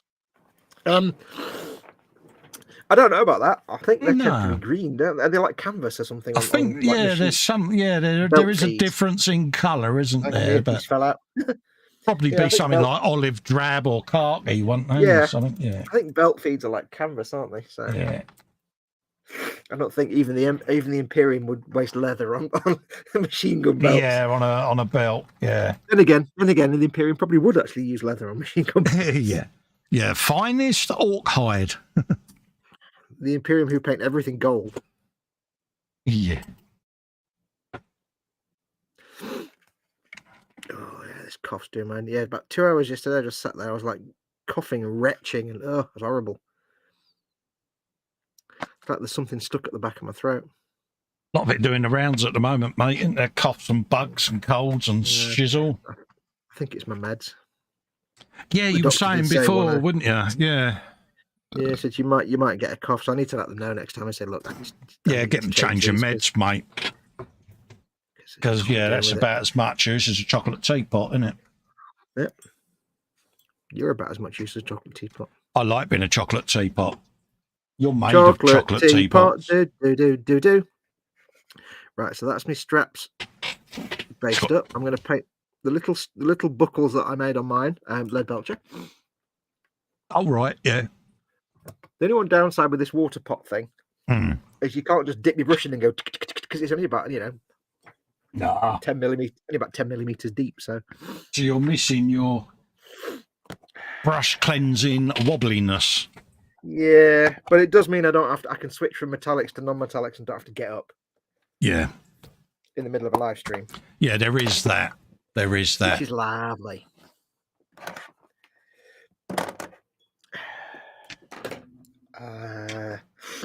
Belt buckle. Belt buckle. Lead belcher. Get your lead belcher here. £8 a pound. Excuse me. I don't know where that just came from. I mean, I know where it came from, but I don't know where you know what I mean. I know exactly what you mean. Well done, mate. I think that just dislodged whatever my throat thought was stuck in it as well, which is nice. I do apologise for that. Good belch, give you that. Darren called you Festa and then said, I don't know where Festa came from. It must be the vision I have of you and Volivar. And I have to give Darren Evans... Well, yeah. Ooh. Ted used to always call me Fiesta 67. That's true. I miss those days. And I have to give Darren extra points for correctly spelling Volivar. He's good, isn't he? He's very good.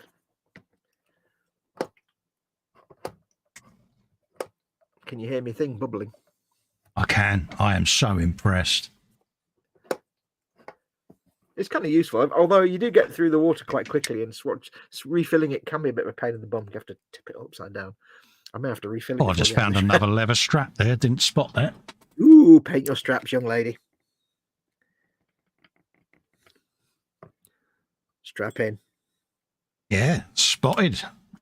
So, I've spotted another strap there. Hey! Now, I'm sure there are modelers out there that have the skill to make 1/58 scale actual buckles and things for leather straps. I'm not one of them. So the buckles on my leather straps that I made are just little tiny squares of plastic card.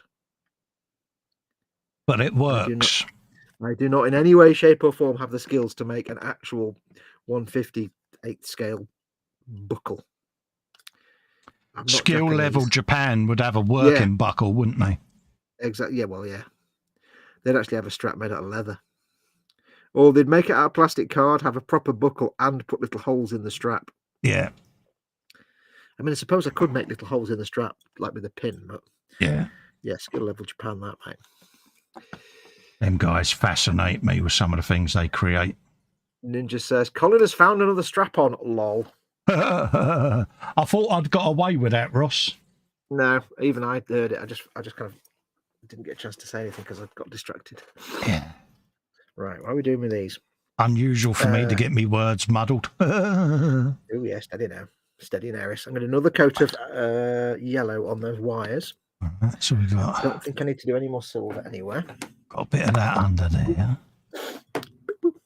Yeah, if you're doing like a dude in like silver arc, a knight in shining armor, and you've done all your washes and shades and everything else, and you want to bring back the bling, using that thin down lead belcher or whatever silver color, well, lead belcher is a good one, is a really good way to do that. Yeah. Without putting a load of extra texture into your paint. I don't know why I just called back to that then, like half an hour later. We got a bit of that. What are you doing? I was just painting me strap. You doing the strap on? Yeah, I got a strap underneath there, see. Oh, what's that? I don't think I've got any other straps. I hope not. Oh, yeah, there's another one. I've got another. Well, I've got another one, but it's on a backpack that I've not painted yet, so I'll do that one later. Yeah. Sometimes when you're doing like these kind of minis, it really is just a case of thinking in like batches. So if I've got 7 different things that would all work with a null oil wash, then why not get all them painted up? Yeah, I just washed a lot. Yeah. Yeah, makes sense. Like I could do the same on that backpack, but I'd have to paint the rest of the backpack first. And it's like, well, we'll do a backpack because you've got a backpack on yours, I think, haven't you? Yeah.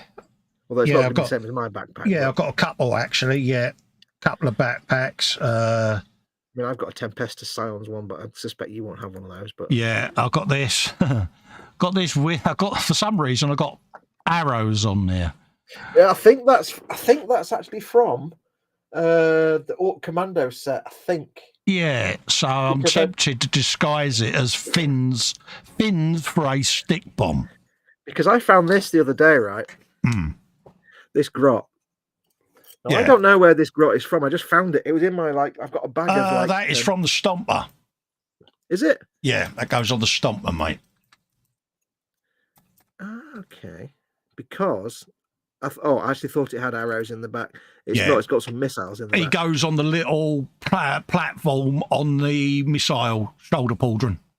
Okay, because I thought it was off the Stomper, but it seemed to be primed in a different colour to the other dudes. Which Yeah. was like, Yeah, no, that's who he is, mate. You know where the geezer with the hammer sits on one bomb, and you've got the little diamond plate deck. He goes on there, mate.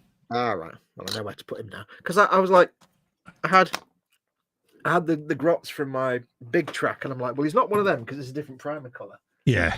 And I couldn't remember what colour primer was on my Stomper grots, so I'll have to get them out now and put him in the bag. I had him sat to one side, and for some reason then I thought he had arrows in his backpack, but he doesn't.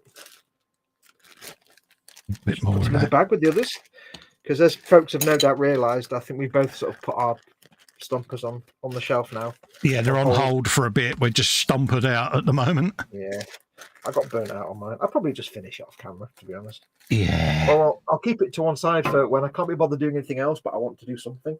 Yeah, it'd be one of those, what are you doing on Warhammer Sunday today, Cole? I'm just going to do a bit of the old washing on the Stomper or something, you know. It's Sometimes I sit there and it's like, I want to do something, but I don't want to work on the things I'm currently working on. I just want to fettle.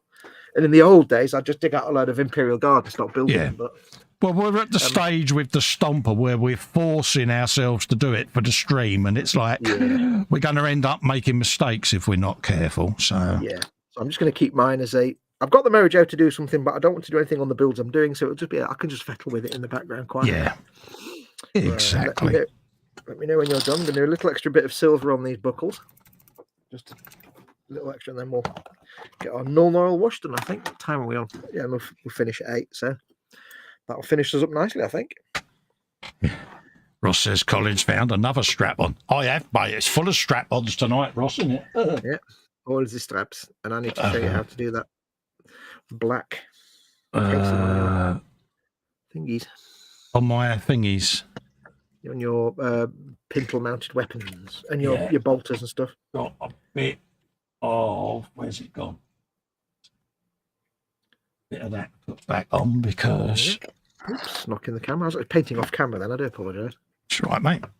That's what I normally do. That is, mate. Yay! La, la, la, la, la, la, la.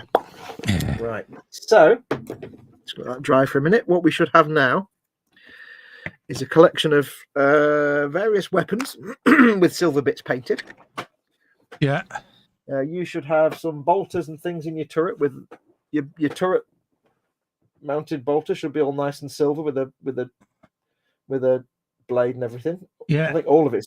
You've painted all of it silver, I think, haven't you? Yes. Yeah.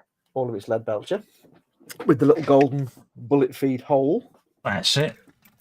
We've got the silver details painted on our sponson weapons, and we've got tubes and pipes painted in and wires. We're not going to paint the muzzle parts yet because they'll be a gold color, because we're going to use them to look heat stained on the melters. The plasma is going to be a brass color, but we're not going to use null oil on that, so we can paint that later. So there's no point painting the muzzles. We've got them silver now to get the bit underneath the muzzle. That could make sense in a minute when we do the shade, but we're not going to paint the actual bits that will be like a bronze or gold color because they're going to need a different shade. So, and I've got my las rifles done. I've got the original casing, which is grey, same as the tank. Then I've got the silver bits painted and the brown straps with the silver bits on the straps. And we've also painted those strips on the exhaust, but we won't do null oil on them. We might do a null oil on them. I'm guessing Colin is hair drying. No, I'm looking for me null oil, mate. There it is. I was rummaging in my rack. Having a rummage. There you go. No, I need to find. No, actually, I need to find my null oil. Where's my null oil? Yeah. It's just because I had that move round, didn't I, when I bought some more paint, and it's like, where I normally spun around and just reach me hammer, I've kind of got to re-memorise where my paints are. I can't find mine now. I'll get another pot. Hang on. Because I've just got so many of the bloody things. I wonder whose fault that is. You know what I'm not looking forward to is that day when I have to buy more null oil. It's like new null oil. It's not the same. Can't you make your own? I probably could, but it still wouldn't be the same. I love the normal oil. Yeah, they've changed the formula, haven't they? Yeah, it's a bit more like a contrast. It doesn't quite darken everything as much. Well, I'll try it and see what it's like. I reserve the right to hate it to bits. I don't know where my normal oil's gone. Looks like you could be going back to the old Starship filth washes then, yeah? Oh, God, no. No, that's not the same. No, that wouldn't work the same way. That I don't want to have to do that and wait for 3 days. It'll either be a case of it'll be fine when you actually use it, or I'll just make my own, like you say. So yeah, I'm gonna have a go. I've got some inks and that to play with, and yeah. Well, I've actually got the Artificer tint set, which you can't buy anymore. Good you are. Some medium, right? So I think we can crack on with the null oiling. He said, "Crack on." I need to find my crack. I need to find a crack. I need to find my little stand for pots. So what we want to do is put the thing on your brush for a start. Where's that brush gone? Okay, for these details, we're going to use just a regular, I don't know, a brush that's, I'm going to use a regular shade brush. It's probably a bit too big, but it means I can do a las rifle in like one go. So yeah. We're not going to drown the items, but we're going to try and get them done. So, for example, what we'll do with the melter guns is I want to get null oil on the silver bits we've just done. Yeah. And that black tube.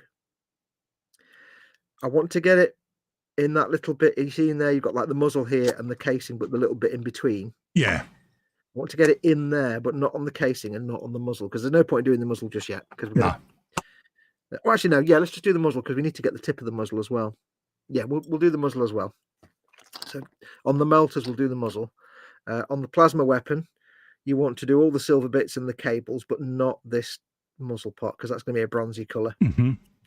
So you've got the bits where and you want to get it on your pipes as well, but not on the casing because that's already been sort of shaded with when we painted it. So, and on your pintle mounted weapons and your bolters, or the one on your turret, because you've painted that completely in silver, and the ones on the back of your pintle on your turrets. Yeah. If it's all silver, just give it a good all over coat of null oil. Okay, mate.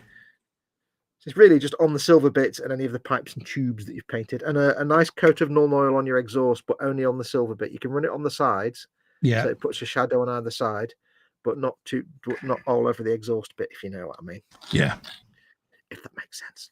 Yeah, you know what I mean. Apply it, don't slather it. Yeah. Well, you can slather it a bit, but just blob it on and make sure you move it around. Don't let it pool up, as is always the way. But it's good to use a slightly bigger brush because then you can just put it on and move it up the piece, and you're not having to, you're not stabbing it with a brush.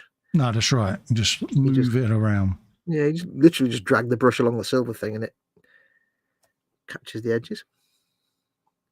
Make sure to catch the edges of the bits as well, because then it puts a shadow in.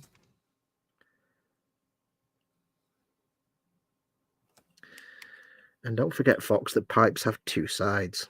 Yeah. There's one side and then the other side. Okay, so that's that one. If you get a bit of the oil on the casing for these like hull weapons, don't worry about it. It's not the end of the world. But try and avoid it if you can. Also, try and keep them. How do you want to keep them oriented? I don't know, actually. Yeah, that's the thing, isn't it? Well, I'm glad you're not putting on that much. No, it's only having a smidge, isn't it? So yeah, they'll be fine. Just keep them oriented in a direction. It's a useless thing for me to say. Like on the bit with the yellow wires here, I can't really not get any shade on the bit of the casing, so I'll just drag it along the casing like that. Yeah, so we can do all the recesses. Goes into all the recesses, makes the wires look a bit more three-dimensional. And on the big fat red pipe, you want to get the silver bit, the big fat red pipe, and the silver bit on the other end. So I can just use a big brush and just drag it along like that. But it's good to get the sides to like drag it along the side so it catches underneath the big red pipe. and gives you a shadow underneath the pipe. You're a pipe. You're made of pipes. Pipe is life. I like bin pipe. That's a Fortnite reference. I don't even play Fortnite. I'm just going to nod approvingly. In fact, no, it's not even a Fortnite. It's a Fallout 76 reference, and I don't even play Fallout 76. Dee. Somebody made a quest in Fallout 76. They modded a quest in, and basically, there's a pipe sticking out the ground with steam coming out of it. Oh, right, There's a dead body next to it, and there's a little note on the floor that just says, "Pipe is life." And that's the entire quest. No explanations, just that's it. Pipe is life, dead body, and a pipe with steam coming out of it, sticking out the ground. It's like, yeah, that's a good quest. I like that. Yeah, that'll work. Yeah, pipe is life. Right, so I'll make sure I've got nothing blobbing up. Do. That's looking good. And the reason we're doing like an all-night wash on, say, your red pipe on the bottom of that plasma weapon is to darken it down so we can go back and put like a highlight on it. Yeah. To make it look more pipular, more tubular. So I'm going to do my plasma rifle. I mean, my the las gun. And because it's got the leather straps, I can just draw the brush along the las gun like that. And it shades my metal bits. It adds some shading to the case, the casing. And it shades the leather straps. Now, the reason I decided to null oil over the whole thing, including the casing, if you remember, the casing is the same color as the tank. We just painted it when we painted the tank. That's right, yeah. But by leaving that as it is and not painting it silver and then doing the null oil wash over the top, what I'm basically doing is making that casing a little bit darker than the rest of the tank. Yeah. So it changes it now. So the casing of the weapon isn't quite the same color as the tank. It's just a little bit darker. And that's the beauty of shades. You can use them to change things like that. I shall do a layer over that las rifle. Just pulling the brush along. Now, I am going over the gold that I've already painted on that rifle casing there, but that's all right. I can wipe it off because I already painted the Aquila on that las rifle. So let's just wet my brush off and just quickly just get it away from the gold Aquila. And there you go. We've now got a las rifle with a slightly darker casing than the tank. But they're basically the same color. It's not always about painting everything. For the exhausts here, I'm going to run the brush over the strip and catch the left and right side of it so that it puts a shadow, a dark line between the silver strap and the rusty exhaust. And that way it just gives you separation between the rusty exhaust and the silver strip. If I just kept the wash on the silver strip, it'd look like the silver strip was part of the exhaust and molded in like it is. But this, it's like in a video game where you have like occlusion shadows and things. If you've got one object on top of another and there's no occlusion shadow, it just looks like it's just floating. But if you put a shadow between the two, it separates them out a bit. So I always like to get a bit of the shade around the edge. I think that's everything. So we've got the las rifle. We've done the pintle. We've done the turret weapons. I think that was all. And I've got the aerial. There we go. Got the aerial to do as well, haven't I? Dee. No, I have made a boo-boo there. There's another bit of the aerial I could have painted, but never mind. Oh, worry about that later. But worry about that. Oh no! In fact, when you do your aerial, have you got the original aerial with the jiggly bit? No, I haven't got. No, I haven't got the jiggly bit on mine. All right. Well, all I'm going to do is I'm going to do a layer of null oil on that jiggly bit, the expandy rubber bit there. Yeah. For the viewers, and then we'll do multiple coats. Yeah. Make it look more like rubber. So we'll get that done. We'll let that dry for a minute, and then I will explain to you, because I don't have it to do myself, but I will explain to you what you're going to do with your bolters. My bolters, they're the ones on the back of the sponsons, yeah? The ones that you painted completely silver. So the two on the back of the sponsons and the one on the turret. Yeah, I painted the tips silver. I haven't done the cases silver yet. Was they being completely silver then? Yeah, you don't have to. You can paint the casing separately if you want. I'll show you a technique on the one that's on your turret. Yeah. And then you can decide what you want to do with the ones. Yeah. Am I lead belcher in that casing on the turret? You painted the whole thing, haven't you? Yeah. Yeah. Yeah. Yeah. So you want to null the whole gun, not the gold bit that you painted, but everything else, all the silver bit. All the silver bit, apart from the knife, yeah? Do the knife as well. Okay. Goodly coat of null oil over your whole bit. And I'll show you a magic trick. And then once you know what that magic trick is, you can decide if you want to do that on the other two bolters, you can paint them all silver and do the same thing. Or you can paint the casing separately. So we need to let that dry. Now, for things like las rifles and stuff, one coat of null oil is fine. Because ideally, they're well maintained.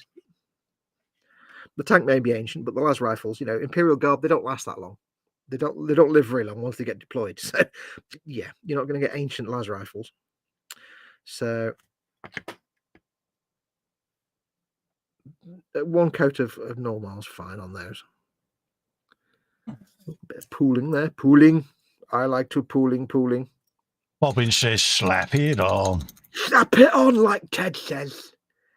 Like Tedbert. Hello, Tedbert. Deep, beep, beep, beep, beep. Colin has found another strap-on, says Ninja. Absolutely. Let's just get a bit of silver quick and paint them whilst I think of it. Don't do it yet. Okay. Don't do it yet. See what you think of this magical technique on your pintle bolter first, because you might decide you don't want to do this. You might. You'll be able to do this off camera because we'll finish soon. So yeah. But basically, you just need to wait for your lead belcher, for your normal to dry on your turret weapon. Right, so that's one coat of null oil, liberally applied. Ooh, steady Neris. Steady Neris. Steady now, Spider Pig. Get your Spider Pigs here, free for £1. Spider Pigs, free for £1. But do you see now how these Sponson weapons are just starting to look a bit more weapony? Well, yeah, a bit more solid and not just like a grey thing. This is the thing. Now that the detail work's going in, it's just giving it a bit of character, isn't it? Yeah, I mean that's just a nice looking weapon now. It's got a nice bit of things going on. It's not just a bland grey shape with some stuff. Now we are going to obviously paint that muzzle a bit differently later on, but for now, it's looking a bit of all right. Right. Has the red tube on your plasma weapon dried yet? While we're waiting for the other normal to dry. Yeah, it has. Okay. Did you do yours red? Yeah. All right. That's what I said to you. I was keeping it the same colour scheme. So that's right. Yeah. You did the same as me, didn't you? Okay. You want to go back to your Mephiston red. Now, this doesn't really make any sense because we're going to be highlighting the underside of it, which makes no sense at all. But we haven't really got a choice because there's no top side of it. But this is just so you know the technique. I need a brush. Oh, I need a knife. So you want to get yourself a nice little fine brush, whatever you like for fineness. Now, you have to imagine, because this isn't how light actually works in real life, but you have to imagine that it was that way up and you're painting the top of the pipe where the light hits. Yeah. So what we want is a nice little thin your paint resistant red a little bit, and you just want get a bit of it off on your back of your hand. You just want a line of paint across the top that's going to be like that. It's a bit too thin. Hang on. Make sure it's not too thin. Just a line of paint just across the top like that. So it makes a highlight because the rest of it's dark now with the Mephiston red. You can use the sided brush if you want. You just have to make sure that the new paint doesn't go into the recess down the side of the tube. Yeah. It could be quite a fat highlight if you want. It's just making it, and try and stay away from the ends so you have a bit of shading in the ends as well where it joins into the metal bits.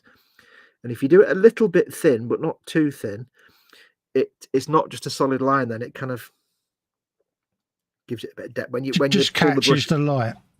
Yeah, and if it's not really thick paint, then when you pull the brush away where the end of the tube is, it kind of fades out and you get the blackness where the tube goes into the metal bit. So give that a blow, get that dry, and then I shall let you choose a highlight colour, because we're going to do another highlight. Give it a blow so it's dry. And I shall let you choose your highlight colour. I'm going to go for one. I've got one here. What colour would you like to use? What's that on this red hose? Yeah, we're going to do another highlight. Would it be Evil Suns? That will do. That will do nicely. I'm using Wild Rider Red. You can use Evil Suns if you wish. A little bit of Wild Rider Red. Wow, red. Oh, Evil yeah. Suns is a brighter red. Wild Rider is more of a pastel red. So it's. I've got Wild Rider sat next to it. Yeah, So you go for your Evil Suns. I shall do the same. And all we're going to do is exactly the same again. I'll let you get paint on your palette. Yeah, no, you carry on, mate. I am listening. Exactly the same again. You're going to thin a little bit more than you normally would, but not too much. Get a good point on your brush. Take the excess off on the back of your hand or on the wet palette if you want. You don't want it to go all over the thing, but you don't want it to be so thick. You want it to be a bit thin so it's transparent. Yeah. And all we're doing is exactly the same again, but we want it to be a slightly thinner line. So just moving it along like that, and it follows the curve of the tube or the pipe. If you go a bit wonky while it's still wet, you can just use the brush to pull it back. And if you go messy or you go too wide, you can always go back in with the Mephiston red again. Yeah. But while it's wet, you can tease it and fade it a little bit. I like to lick the brush, and then I've got a wet brush then, and I can just tease the edges. Yeah. And I can just fettle them and tease them out a little bit, so it softens that edge. But if you need to, you can go in with a little bit of Mephiston. Yeah. So you want it to be a nice. It doesn't need to be like a crisp straight line. No. But it just means you go from dark non-oil red at the bottom of the tube to then like the Mephiston red, and then it goes to the Wild Rider red, and then back to Mephiston. But because they're both slightly thin, it's not bright Wild Rider red. It's just this kind of lightening of the tube. It's almost like glazing, but not quite that thin. And you can always fettle. So there you go. That's that pipe done.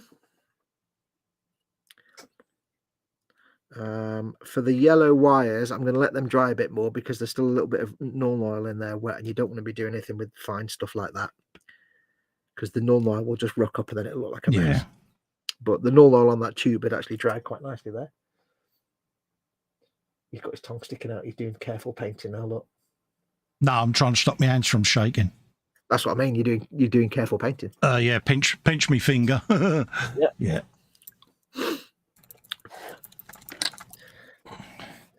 Tube done. How'd that come out? You happy with that? Hold up. Sorry, I had my paintbrush in my mouth. Yeah, it's getting there. Yeah. And just I use that technique on any tubes and pipes that are smooth like just like the base color, then a shade, then the base color again, and there's a strip. Normally you have it on the edge that the light is facing, but of course this is upside down. So we're just doing that for the sake of making it look interesting. Yeah, it just gives it a bit of character. Yeah. Now, here's where the magic comes in now. Has your pintle mounted weapon dried? Is it all nice and dry? Yeah, it's dry, mate. Good. Now I can't actually show you this because I've not got anything to do it on, but I can do a drawing. Yeah. Because I've got my new palette pad. Oh, right, yeah. Well, I think I've actually got a spare page that I found in my other palette pad. Let's find it. That's an amoeba. Don't want that one. Jellyfish, yes, we know. An amoeba. Right, there we go. So, there's not really much to explain, but all you need to do, let's say you've got a bolter. You've got your bolter there like that with a casing. Yeah. This is like a normal one. You've got the thing there, and you've got some silver bits on it. Mm-hmm. But you want the casing. You've got a bullet feed thing here as well. Yeah. And then you've got your big dirty blade. Okay, what you want to do is you might say, I want this casing to be black or at least very dark. Why does that look like a character out of Bluey? Anyway. It's pointing left. It's going, go left, go left. Yeah, it's bingo, isn't it? Hooray. Damn, I need to get out more. You do. So you think, right, I want to paint this casing black. So it looks, so that bit's black. Mm. but these bits here and that thing there and everything else is still silver. Yeah. Now you could paint it black, but you know what? You need a steady hand to not paint all the silver bits. And if you go over the silver bits, you then got to paint the silver bits again. Then you get silver on the black. It's a big problem. Exactly. What you can do is use a very fine brush and just use Norn oil. Oh, right, yeah.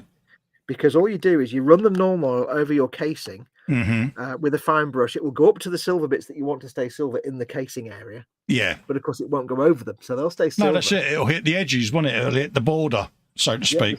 So the surface tension will keep it to just the bits you want black. And all you do is you paint it carefully with the Norn oil, and don't be stabbing it with the brush like this. Just get it on and move the brush carefully. Yeah. Not a lot of Norn oil. It's only a thin coat. Let it dry, and then do the same again. Do it like you might take 3, 4, 5, 6 coats. Yeah. What will happen is, because it's Norn oil, it will darken and darken and darken. But where you've got edges, like on the top of the casing, because it's a transparent paint, you'll see that little silver accent will still show through a little bit. I'm with you, yeah. You're basically just glazing it on. So eventually it'll be dark enough. You can say, right, it's dark enough now. It's not quite black. It's an off black. Yeah. But I've also got this hint. You've got this hint of metallic underneath, this hint of silver underneath it that shows in the corners. Multiple thin coats. Yeah, multiple. I've done it. I do it many times on like just normal bolters in Space Marine. Well, yeah, we did it on the gun barrel, didn't we? On the stomper. That Norn oil over something, didn't we? Yeah, that was just over the grey. That's to get a different effect, but it's the same principle. Yeah. Basically, you just put in. It means you can run it around the bits that you want to stay silver. Yeah. And let it dry, and then just keep doing that on the bit you want to be dark. And it just looks more interesting than paint it. If you paint it black, it's just black. Or if you paint it dark grey, it's just dark grey. Yeah. If you use the Norn oil, there's bits where it's lighter and darker, and you've got some lighter bits where you can tense it silver underneath. Yeah. And it just looks more like metal that's been given a colour plating rather than painted metal. I'm with you. Yeah. You know what I mean? And just sit and build it up and build it up and build it up. Yeah. It takes a long time. You have to do it and then leave it 20 minutes and then do the next coat. Yeah, no, that's fine. Yeah, I get it. So give it a try on that one. And then the other trick we're going to do, once that's done, is we want to make the blades on your bolters look different to the rest of the bolter. Yeah. So all you need to do is do a coat of Agrax Earthshade over the blade. Oh, right, that's simple. And it will just make it a little bit browner. And it'll look like a slightly different weapon. And if you want to, you could do 2 coats of Agrax if you want it to go even browner. Because what you can do then after that is then dry brush the metallic back over it. Oh, right, just to bring it. Yeah, I'm with it. Just to give it a glint. Yeah, to get the edges back. So then it'll look different from the rest of the gun, because the rest of the gun is lead belcher with a Norn oil wash, and the blade is lead belcher with a slightly browny wash. And it looks like the blade is made from cheaper metal, so it's dirtier. I can do that. Yeah, and you can do more than coat. You could use, whatever shades you want. It's just tinting that metal so it looks a little bit different, basically. So you may as well do that before. We're going to finish in a minute, but that's stuff you can do before next week if you want. Yeah. I'm just putting an Agrax Earthshade on now, mate. Yeah. And then leave that to do its thing. So and then I can get on and do the Norn oil multiple layers. And if you go too far with the Agrax Earthshade on the blade, that's when you can dry brush the lead belcher back over it. Yeah, just to re-get it back.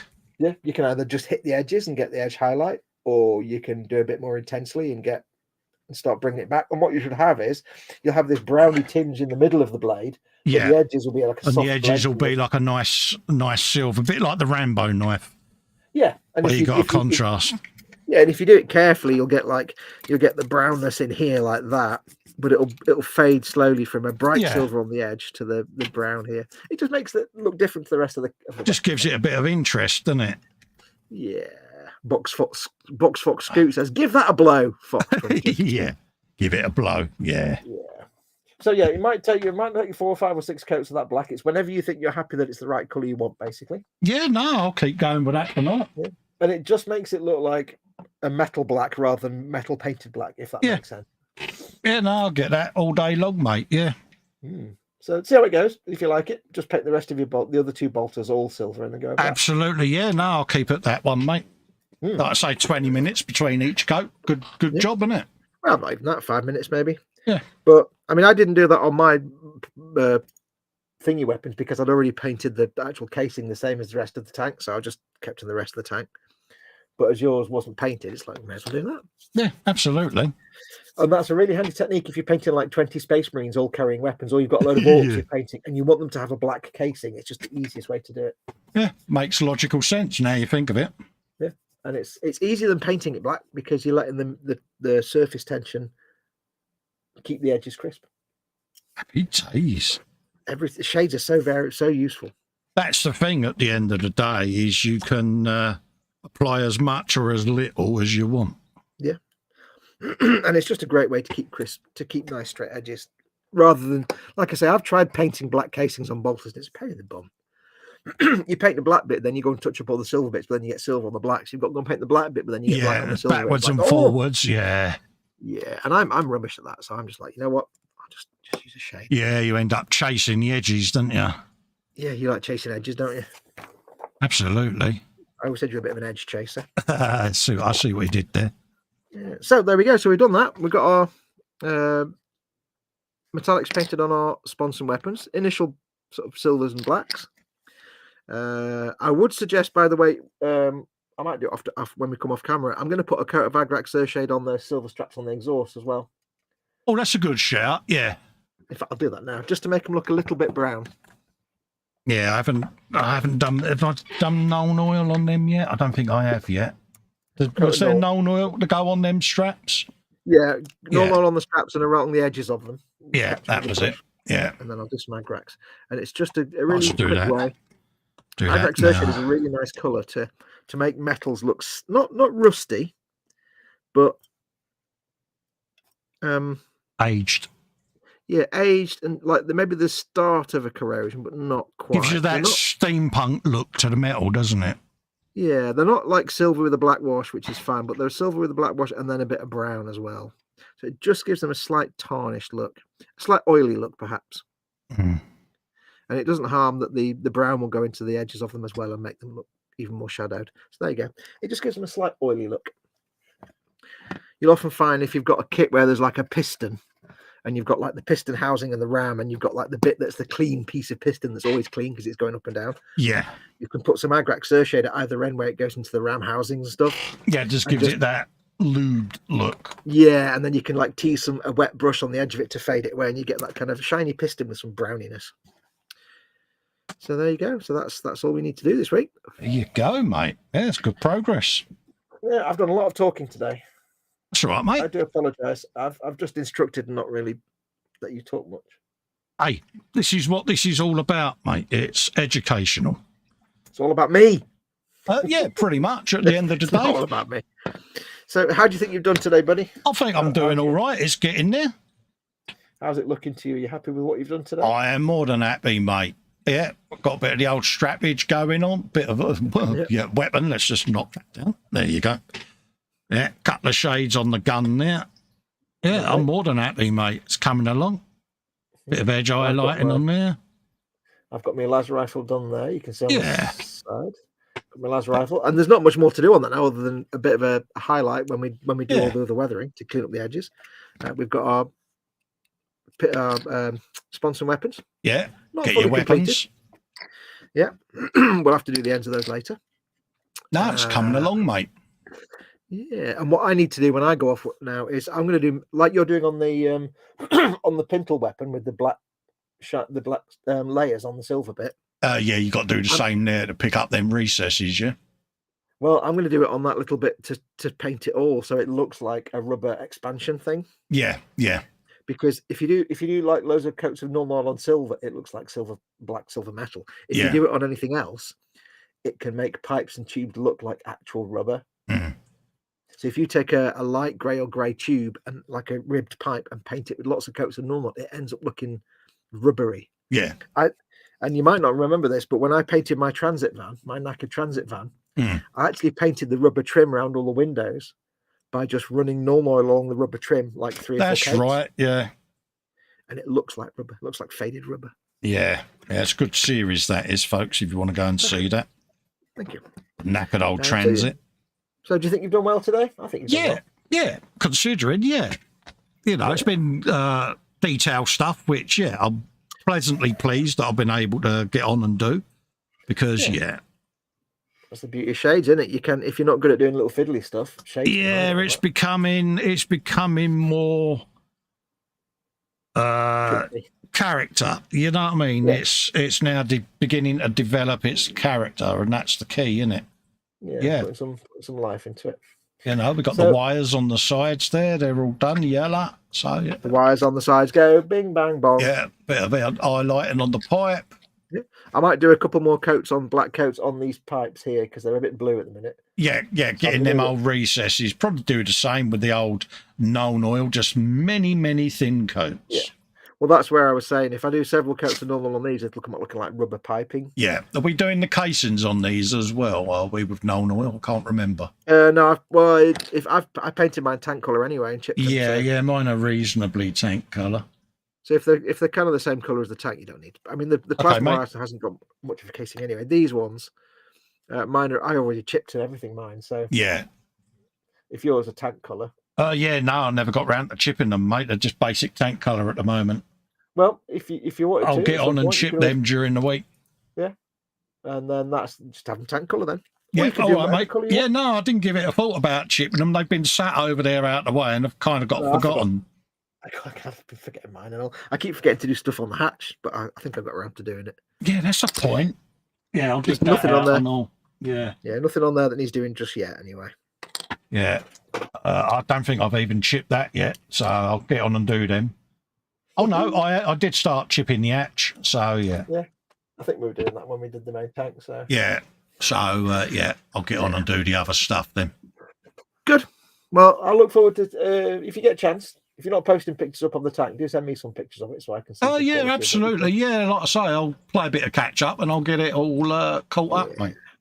I'll finish off the rest of my pipes and tubes later on tonight. But that's going to do us today. So, dude, thank you very much as always for joining me. Always a pleasure, mate. You know that. My awesome co-host, host of Coing. You learned many things today. Absolutely, mate. Absolutely. No, it's been it's been interesting, mate. I've almost emptied my pot, my refillable pot thing. I'll show you. I've almost emptied my pot. He's good, isn't he? Didn't have to go at once. But yes, thank you everyone for watching as always. Shorter so than usual, like I say, a little bit shorter because we had to start late. But thank you everyone for watching as always. I'm going to go away and sort out dinner now. We will be back tomorrow for eModels Monday. Apparently, we will. Yeah, eModels Monday. Yeah, 9 p.m. on the eModels channel tomorrow. So see us there. I don't even know when Christmas. I don't even know what day it is today. Christmas Day's next Sunday. You up for a frolic on Friday? It's the 23rd on Friday. Yeah, Friday. I'll be up for Friday. I won't be doing anything on the Christmas day, obviously. So yeah, that's right. Yeah, all being well, she'll be up for a frolic on the Friday and for our game streams and stuff. So I'll see you throughout the course of the week anyway. Absolutely. I've got Wednesday on the eModels channel, so keep an eye out for that.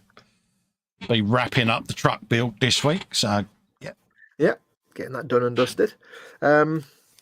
So yes, don't forget to like and subscribe, and obviously hit the notification bell for any last minute streams I may try and squeeze out because I have to work to Mama Wolf's schedule and it can be completely random. So it might be like one day at 9 a.m, quick bang a stream out before I have to wake her up. So yeah, we'll see. And I'll carry on filming that big track. So maybe we'll have a video out in the next few days. You never know. Depends how much I can get done. You go careful. It's been a good couple of years since I've done a filming tutorial, painting. I know. Yeah, but we'll see. But that's going to do us. So everybody, thank you very much. Don't forget to like and subscribe. If you want to support the channel, you can go to patreon.com/modelmakingguru to become a patron, or you can press join underneath any of my channel content. I'm waiting. You sure go now?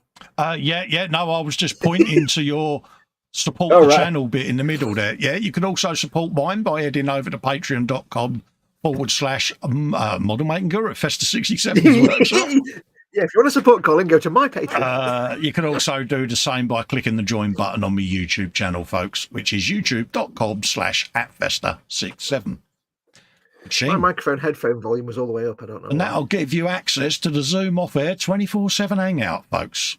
As well, mine does the same. Exactly. Yeah, so anyway, go and check all those out. Take care of yourselves. We shall see you all hopefully tomorrow evening. But until then, I'm going over to get my mouse to press the buttons, but I'm not doing buttons. You're not doing the buttons, are you? Never mind. Until then, if I don't see you before Christmas, have a very good Christmas, etc., etc., etc. If I do see you before then, ignore what I just said. But until then, I shall say, take care of yourselves. Go make something awesome. Go be awesome. And until next time, adios, amibus. yeah, you need to get faster with that one. Bye. Bye, everybody. Bye.